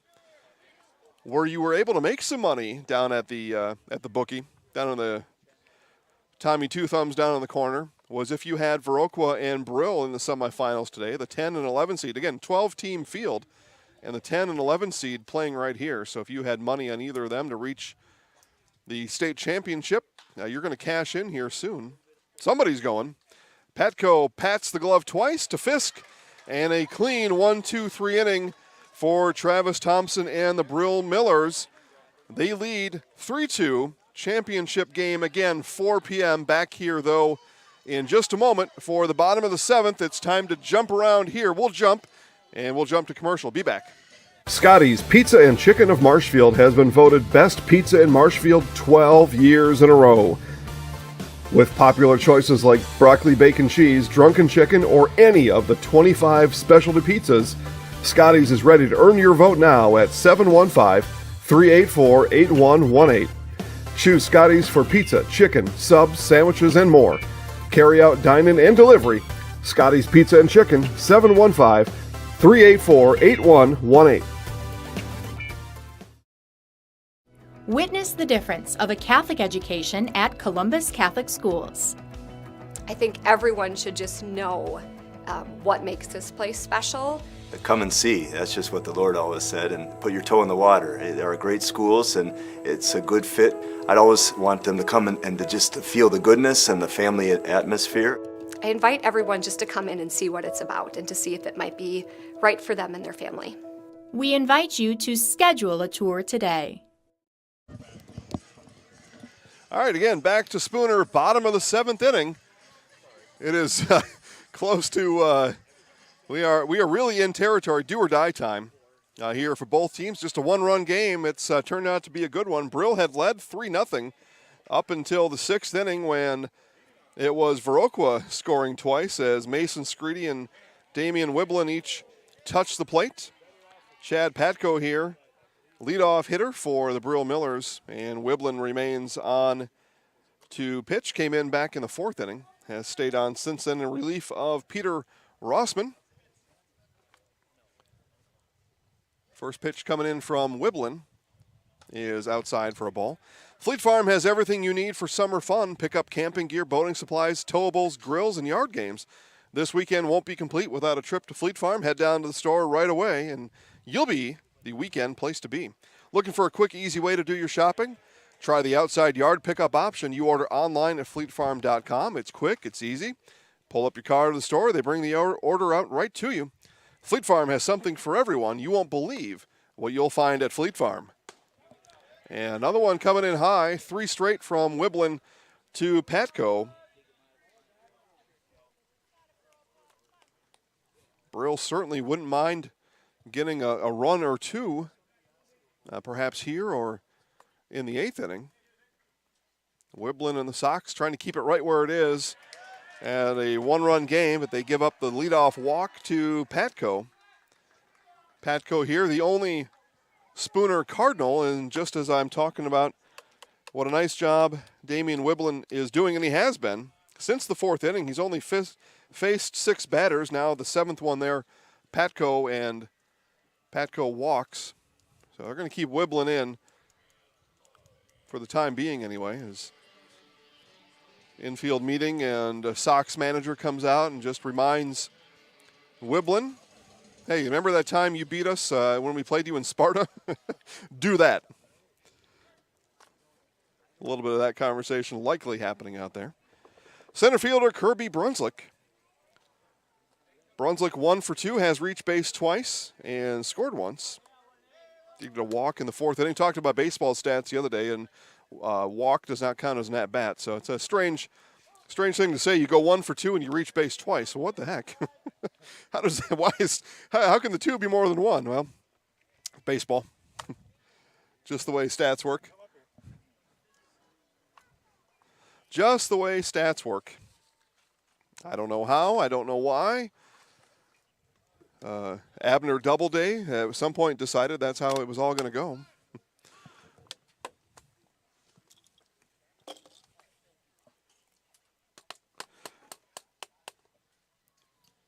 So time was called, and shortstop, pitcher get together to discuss a little something. Now we're ready to go. The 1-0 from Wiblin. Bunt shown by Brunswick, and pops it right into the mid of Wiblin, and it's going to be an easy double play as Wiblin just going to run it all the way back. He could have ran it all the way over to first at that point because Patko was standing on the bag at second, and the bunt not able to get down, and it's a double play. 2 down.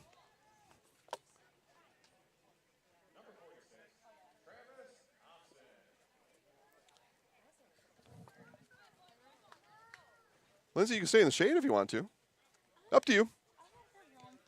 So 2 outs here as we play in the bottom of the 7th inning. Travis Thompson pitched a nice game, and Whipplen lets out one of those, I don't know, Anna Kournikova grunts. I mean, a lot of that. We talked about that already. We'll skip that. But he rears back on that fastball, and he puts everything into it. Action down in the Sox bullpen. See if we can get a number there. I think I've got one. Let's see if we can figure out who he is. Lisney. Get a first name for you off of our master roster.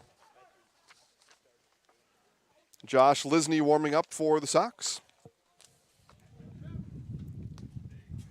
Whipplen on the 1-1 fires home, and this will get down into center field. Actually, that's going to get way down, almost to the warning track, and Thompson will have a sliding double. So 2-out double, second double of the day for Thompson. Puts himself in scoring position for the first baseman, Jer Fisk. And probably brings us just a batter closer to the end of Damian Whipplen's day. It looks like Whipplen looked into the dugout and nodded in confirmation that if this that this is your last batter, one way or another, 2 outs in the inning, or if he gets on, this is your last guy. And Whipplen said, he nodded and said, okay. And then throws a strike to Fisk. It's information a pitcher wants to know, too, because whatever I got left in the tank, I'm going to deliver it all here to this guy. And the grunt and the strike, and it's 0-2.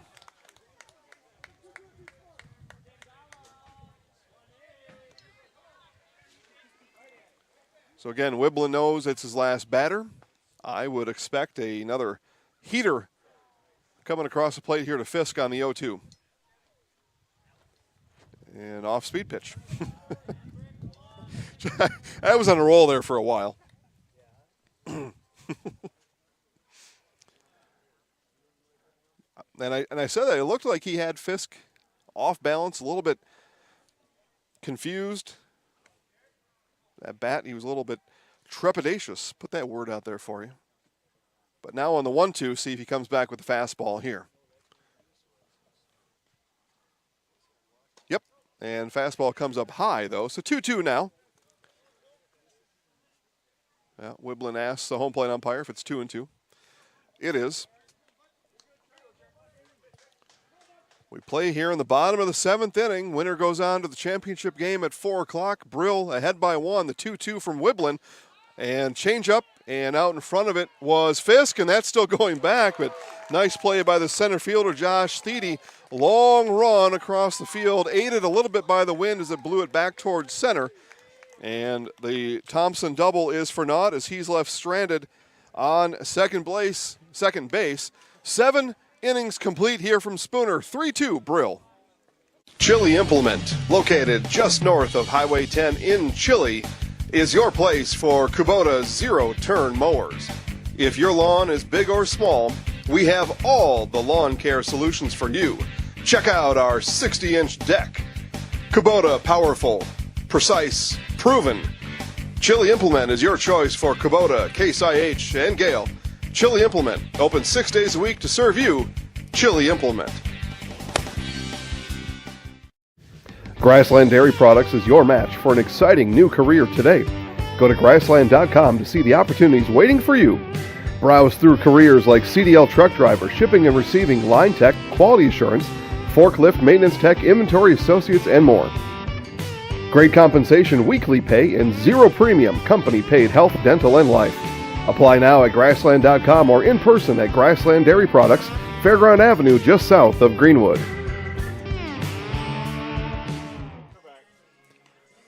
So due up for Viroqua here in the top of the 8th inning is Damian Whipplen, and then back to the top and Mason Screedy, Andrew Wedwick.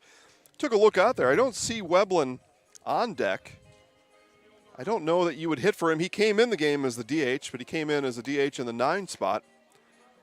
But to have yet to see Whipplen appear, now I do. So it comes out of the dugout now, so Whipplen will hit. And probably no reason to pull him from that spot. But again, we will likely see Josh Lisney come on to pitch in the bottom of the inning for Viroqua. But a really good effort for Wiblin, should that be the case, in relief of Peter Rossman. If and when that happens, we'll bring you Wiblin's final stat line. But did a very nice job. Came in the 4th inning with an out, runners on the corners. Did walk one in the 4th inning, but did not allow any runs. So did a nice job there. And since that point, has only faced 10 batters over 3 innings. So Wiblin doing everything he could to keep his Sox right in it. In the meantime, they scored twice in the 6th. So we've got a game here in the top of the 8th inning. Again, winner here plays at 4 o'clock. They will play the winner of River Falls Hayward, with that game first pitch scheduled for 1 p.m. That's an hour and 15 minutes from now.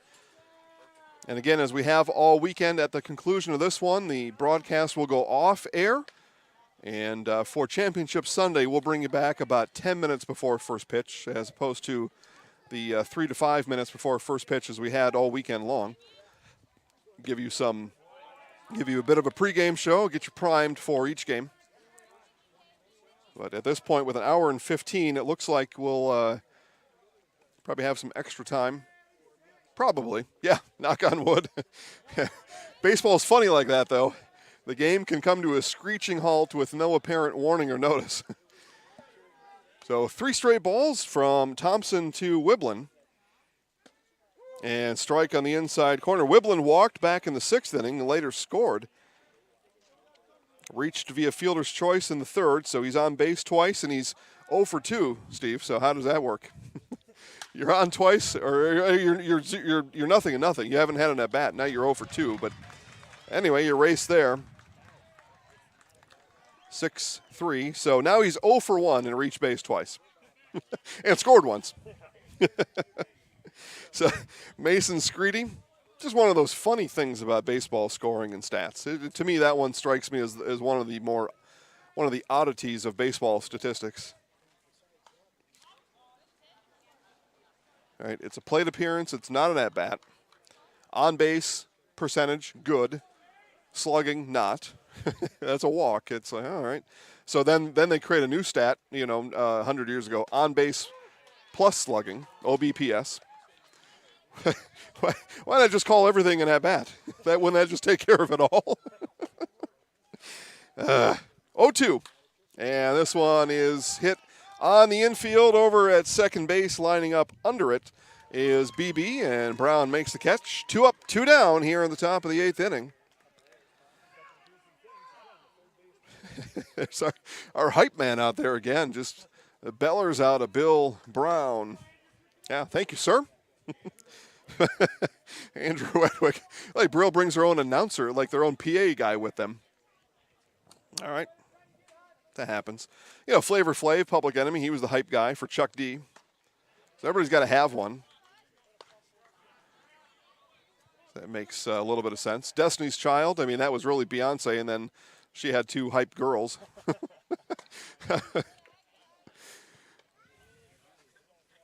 Maroon 5, that's really just one guy, whatever his name is, Levine.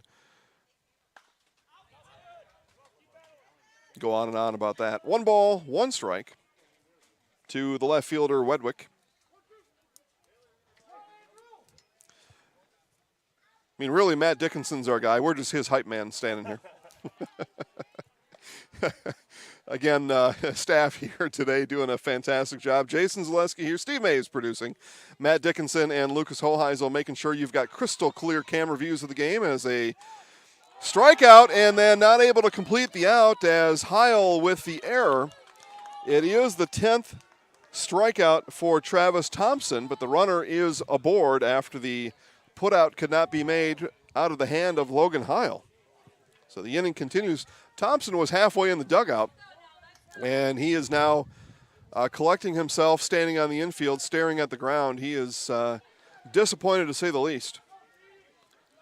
Not sure, but perhaps Thompson was thinking, this is going to be my last batter. I'll get this guy out, and I'm done. Now I got to stay on for another hitter.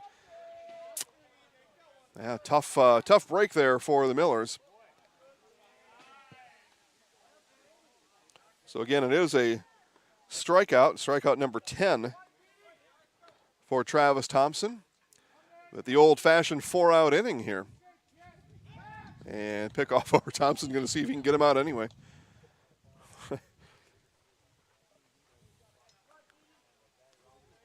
Second error of the game for Brill. Pretty clean stat sheet all the way around, though, for the Millers. Center fielder Thede, strikeout, fly out, and reached via one of those 2 errors in the 6th inning, later stranded at second. Thompson fires a strike. 2-1 now.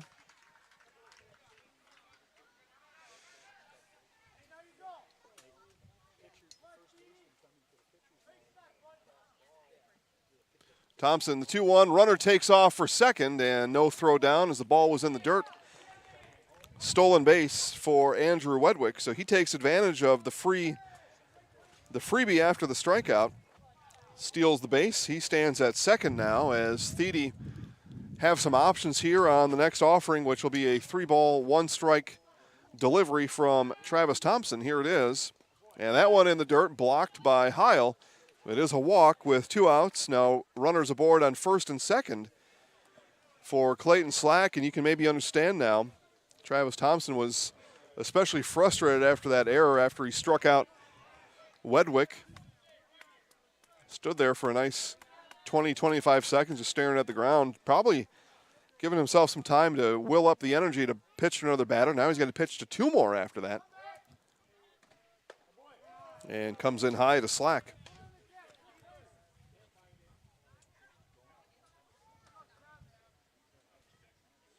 Thompson and the Millers looking to get back in the dugout, keep the 1-run lead. Sox looking for at least 1. And a strike there as Slack was frozen on the inside changeup.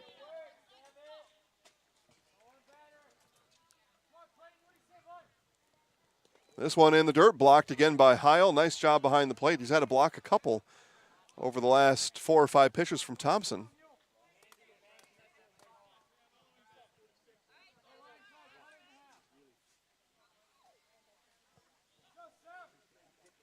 Two balls, 1 strike to the shortstop.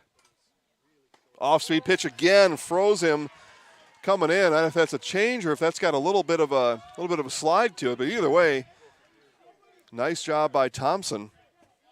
And 1 strike away from getting out of it here. 2-2 the count. Nope, outside and high. Was I saying, Steve, about a game coming to a screeching halt? Yeah. Still pretty good pace, but it doesn't matter to the players. They're looking for a win one way or the other, no matter how fast or slow it goes. Full count now to Clayton Slack. Here it is, and strike 3 called, and an eruption of cheers from the Brill dugout and the Brill fans up the first base line as they congratulate their pitcher Travis Thompson. The first out to congratulate him was catcher Logan Heil after he made the error that continued the inning. But it's Thompson that gets strikeout number 11, and Brill coming to bat in the bottom of the 8th when we come back. Jason Zaleski here to tell you that Hewitt's Meat has you covered with simple, easy, and free home delivery. Residents of North Dakota, South Dakota, Minnesota, Iowa, Illinois, and Wisconsin get free. That's right, free delivery on every order from Hewitt'sMeats.com. Choose from bratwurst, wieners, bacon, jerky, sausage, cheeses, ham, snack sticks, gift boxes, and even the popular grillers. With over 50 flavors of bratwurst, Hewitt's Meat with free delivery will please your entire family. Visit the store in Tomahawk, Marshfield, or Hewitt's Meat on Facebook today.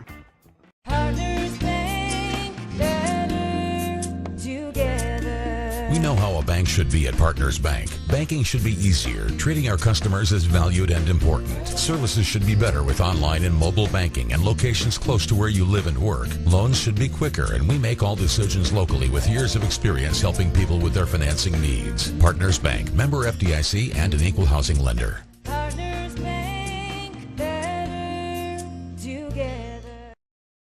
The blood we shed is alone. Okay. Let's see here. Hunter Ashland, Todd Brunswick, Chris Walter CW, as we see Michelle check in online asking how we are. We are great, Michelle. We are, this is, I mean, I don't know if life can get better than this. I mean, maybe it can, but it feels pretty good right now. And Damian Wiblin does come back here in the 8th inning. We thought maybe he might have been done after that 7th, but he's convinced and throws a convincing strikeout to stay on here in inning number 8. The right fielder here, Ashland, doubled back in the first, fly out strikeout. He's 1 for 3. And a big swing and a miss. He's out in front of the off-speed pitch.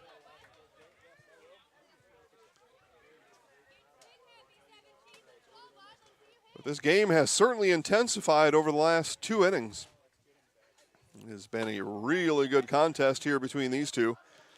And I'll just say it, I mean, a really well-played game. I mean, defensively, really crisp.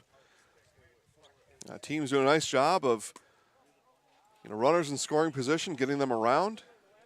I mean, you're always going to have people left on base. But this, and it's a 1-run game, so makes sense. 3-1 now from Wiblin to Ashland. And this one is hit into left field, dropping fast and coming on, though, the left fielder Wedwick for out number 1. Ball hung up in the air just a bit, and then the wind began to knock it down somewhat. But Wedwick on his horse and got there for the out.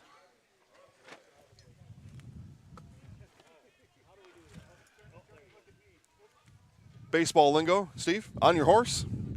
Yeah, I think so. Yeah. we got to, forget who it was, doesn't matter, but somebody made a nice throw in from right field and got to show off his hose. So he got a nice hose in right field. On your horse. So however baseball confounds me with the statistics, they make up for it with the great words.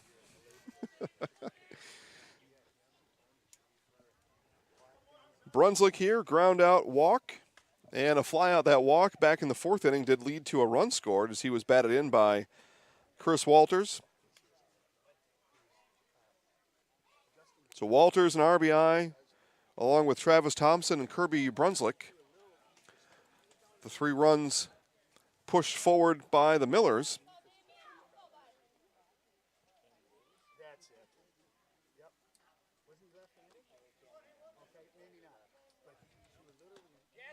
And swing is through the zone, so not able to hold his swing.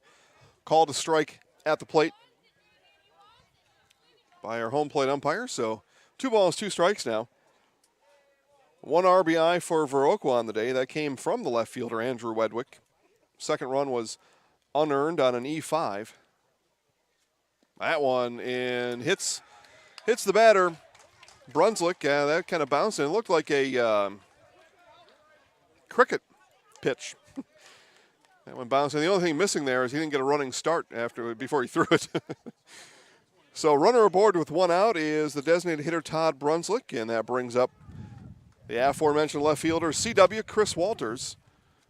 And now Brunswick not going to be able to stay on. He's asking for a runner. Doesn't look like it anyway. He's called his third base coach over to, he's going to stretch himself out. But he's tapping the back of his leg, his hamstring. That's where the ball hit him. But then he bolted out of the batter's box, so the ball may have hit him and then may have done something else to the hammy.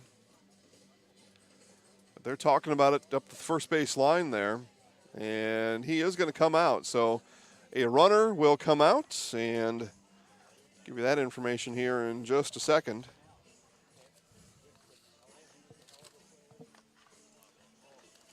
That is number 26, and that is John Kohler. So Kohler will come out to run for Brunswick. Again, he took the ball right in the back of the left leg, right in the hamstring, and then bolted out of the batter's box. So it could have just been a combination of, well, getting hit, running, and being old. 1 out still, though. So runner on. Again, that is John Kohler down now running at first base.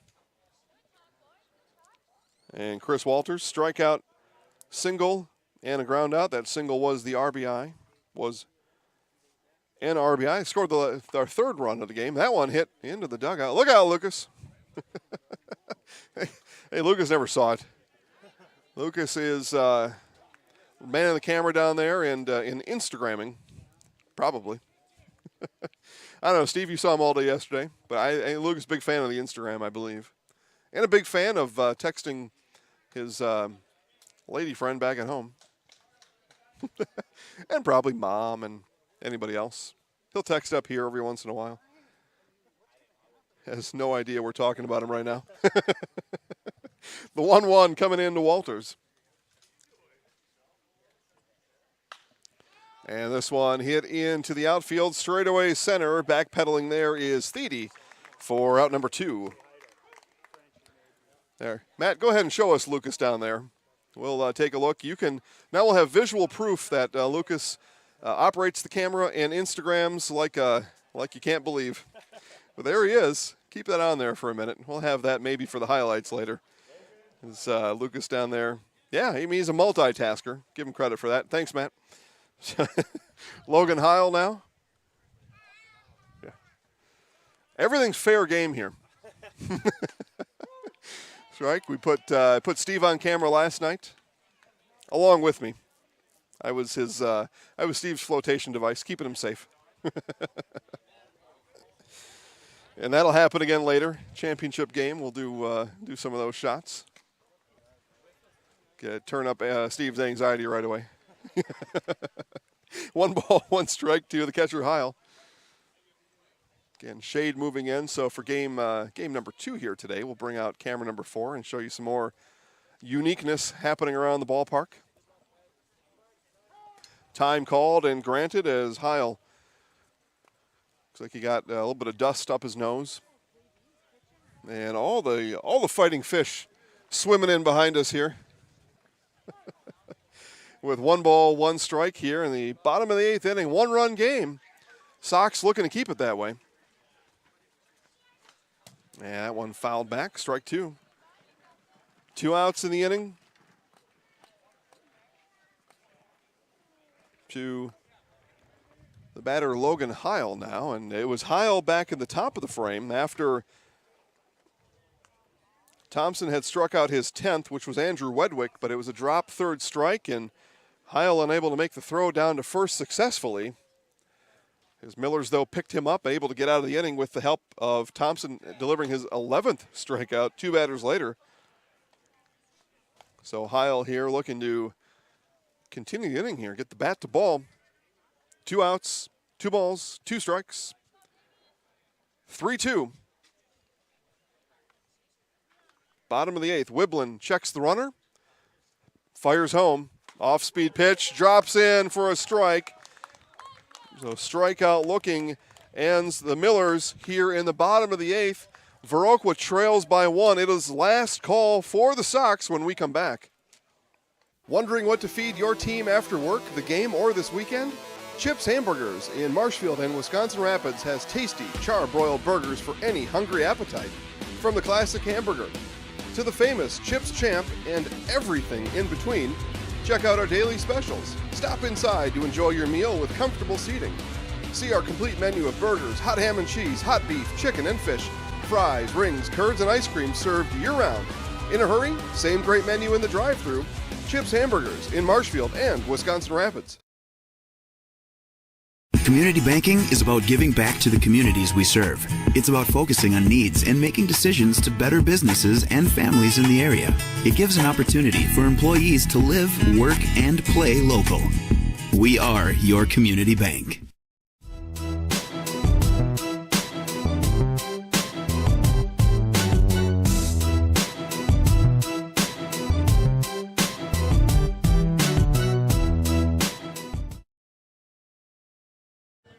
All right, 50-50 drawing was just had. It was $182,000. Or at least the reaction we got sounded like it had to be at least that much. Yeah, she's still giving her. The lady down here to our left just won the jackpot here in Spooner. So Travis Thompson looking for a complete game victory here. And I suppose you might as well empty the tank because you won't be pitching in the next game.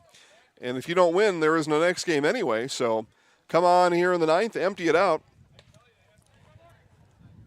Middle of the order for the Sox as they look for 1 run. 1 run to continue on, 2 to put themselves in a chance to bring home a win in the bottom of the inning. It'll be Jarrett Sullivan, Brett Screedy, and Andrew Kleiber. 5, 6, 7 for the Sox. But again, Travis Thompson has pitched a beauty here. He's got 11 strikeouts on the day and throws a strike on the first pitch to Sullivan. And again, Brill's got quite a number here in attendance. To my understanding, Brill about 20 miles south of here. Viroqua a bit more than that. I think Viroqua probably a solid 120, 150 to the south perhaps. And the 0-2 quickly works and rolls to Gadel. He's going to throw across the diamond to Fisk. And collision there. And they're going to say the runner is out. Fisk had the ball in his glove. And as contact was made down the first base line between Fisk and Sullivan, the ball was jarred loose. But the first base umpire is saying that the out was made. And then the ball came loose after that.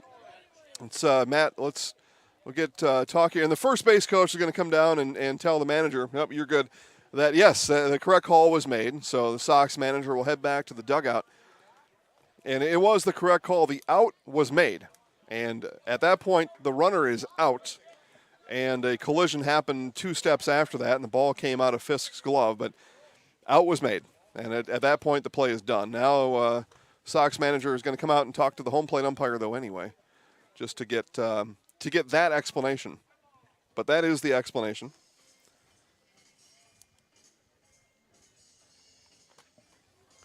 Close play, though. I mean, it probably from the Sox dugout, it looked likely a little bit different.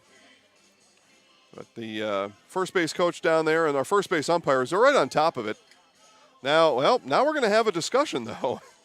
All right. So we're going to have a discussion about it. And so you're allowed, I think you're allowed 2, I don't know, they call them appeals or reviews. I think you're allowed 2 a game where everybody gets to come in and talk about this. And it's a good idea. You let all 4 of the rules experts on the field come together. We see them there. And they're just going to review the rules. And, when you saw this the last time, what was the call?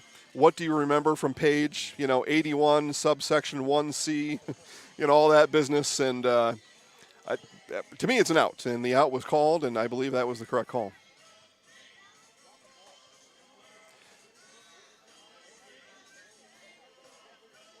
And our first base umpire is nodding affirmatively at whatever the discussion is about. And it looks to me like the call is out. But, a little bit longer discussion here now. A couple steps taken backwards. It looks like we're nearing the end of the talk about the out. Either way, it'll be Brett Screedy batting as he stands in the box now. The discussion out there continues on. Ooh, cookies. Yeah, we like cookies.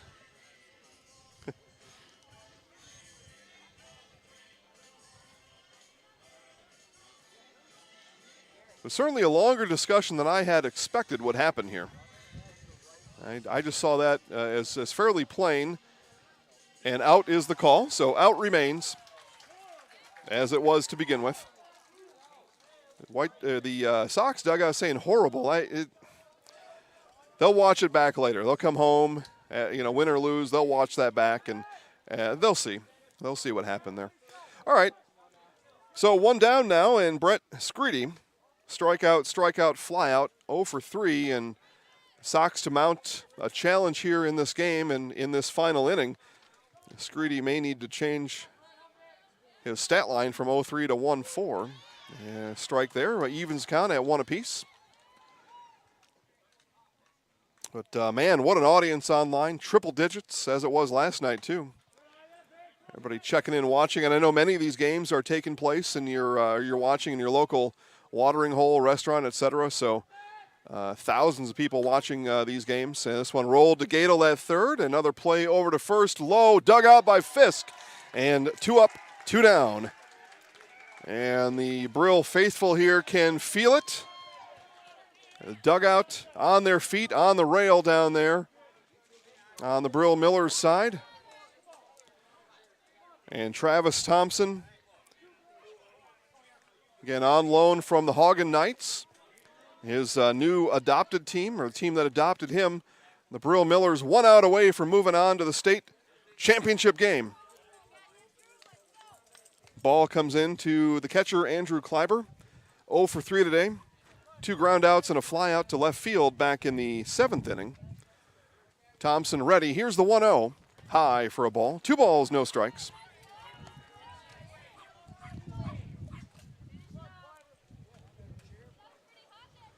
Thompson finds a pitch he likes. Here's the 2-0. And this one is hit weakly on the field, and it is Gadel with the 3rd out of the game. And the Brill Millers stream out of the dugout as they take down the Viroqua Sox 3-2, and they advance to the Wisconsin Baseball Association 2020 State Championship game. First pitch of that game, again, is at 4 p.m., and we will talk now real quick about our Nasonville Dairy play of the game. Nasonville Dairy, fresh cheese curds made daily, NasonvilleDairy.com, and that came back in the 8th inning as Travis Thompson recorded his 11th strikeout, ending the Viroqua threat in the 8th, and pitches a complete game, finishes with those 11 strikeouts. And that play there, though, for sure, was one that helped nail this down. Nasonville Dairy, fresh cheese curds made daily, NasonvilleDairy.com. First pitch of River Falls Hayward is at 1 p.m. We'll be back on the air at 12:50. And until then, we'll hear this message from Nasonville Dairy, and Steve Maves be on the call in 40 minutes. We'll see you then.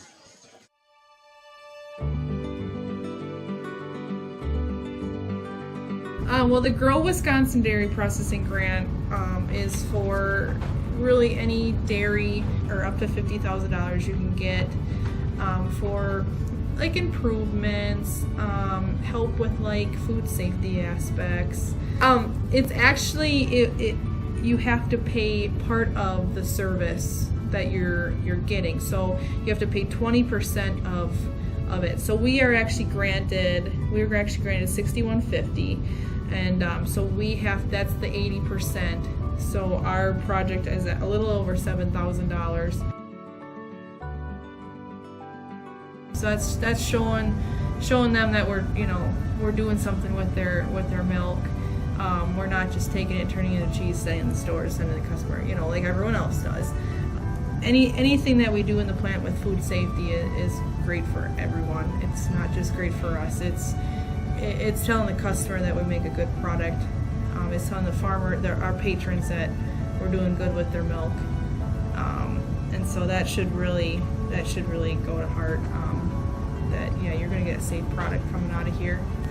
It's cool to see that all the Hymans they really like to see their name out in the community, but especially for anything with children's groups. They sponsor a bike raffle every year, and they actually go and give it to the kid in the schools. I know that's a huge thing every year. But yeah, it's really cool to see their name out there. Seeing them a sponsor, we all got kids, we all were kids, so most likely something came out of here that we've done. We originally started out with making cheddar, and now we make cheddar, Colby, Monterey, Farmers Cheese, Pizza Cheese, Quesa Blanca, Quesa Refrier, Seco, Parma, Romano, Asiago, Fontina, Feta Caseri, Cafflettieri, Cafla Graviera, as well as making some Gouda Edam and a little bit of Munster on occasion.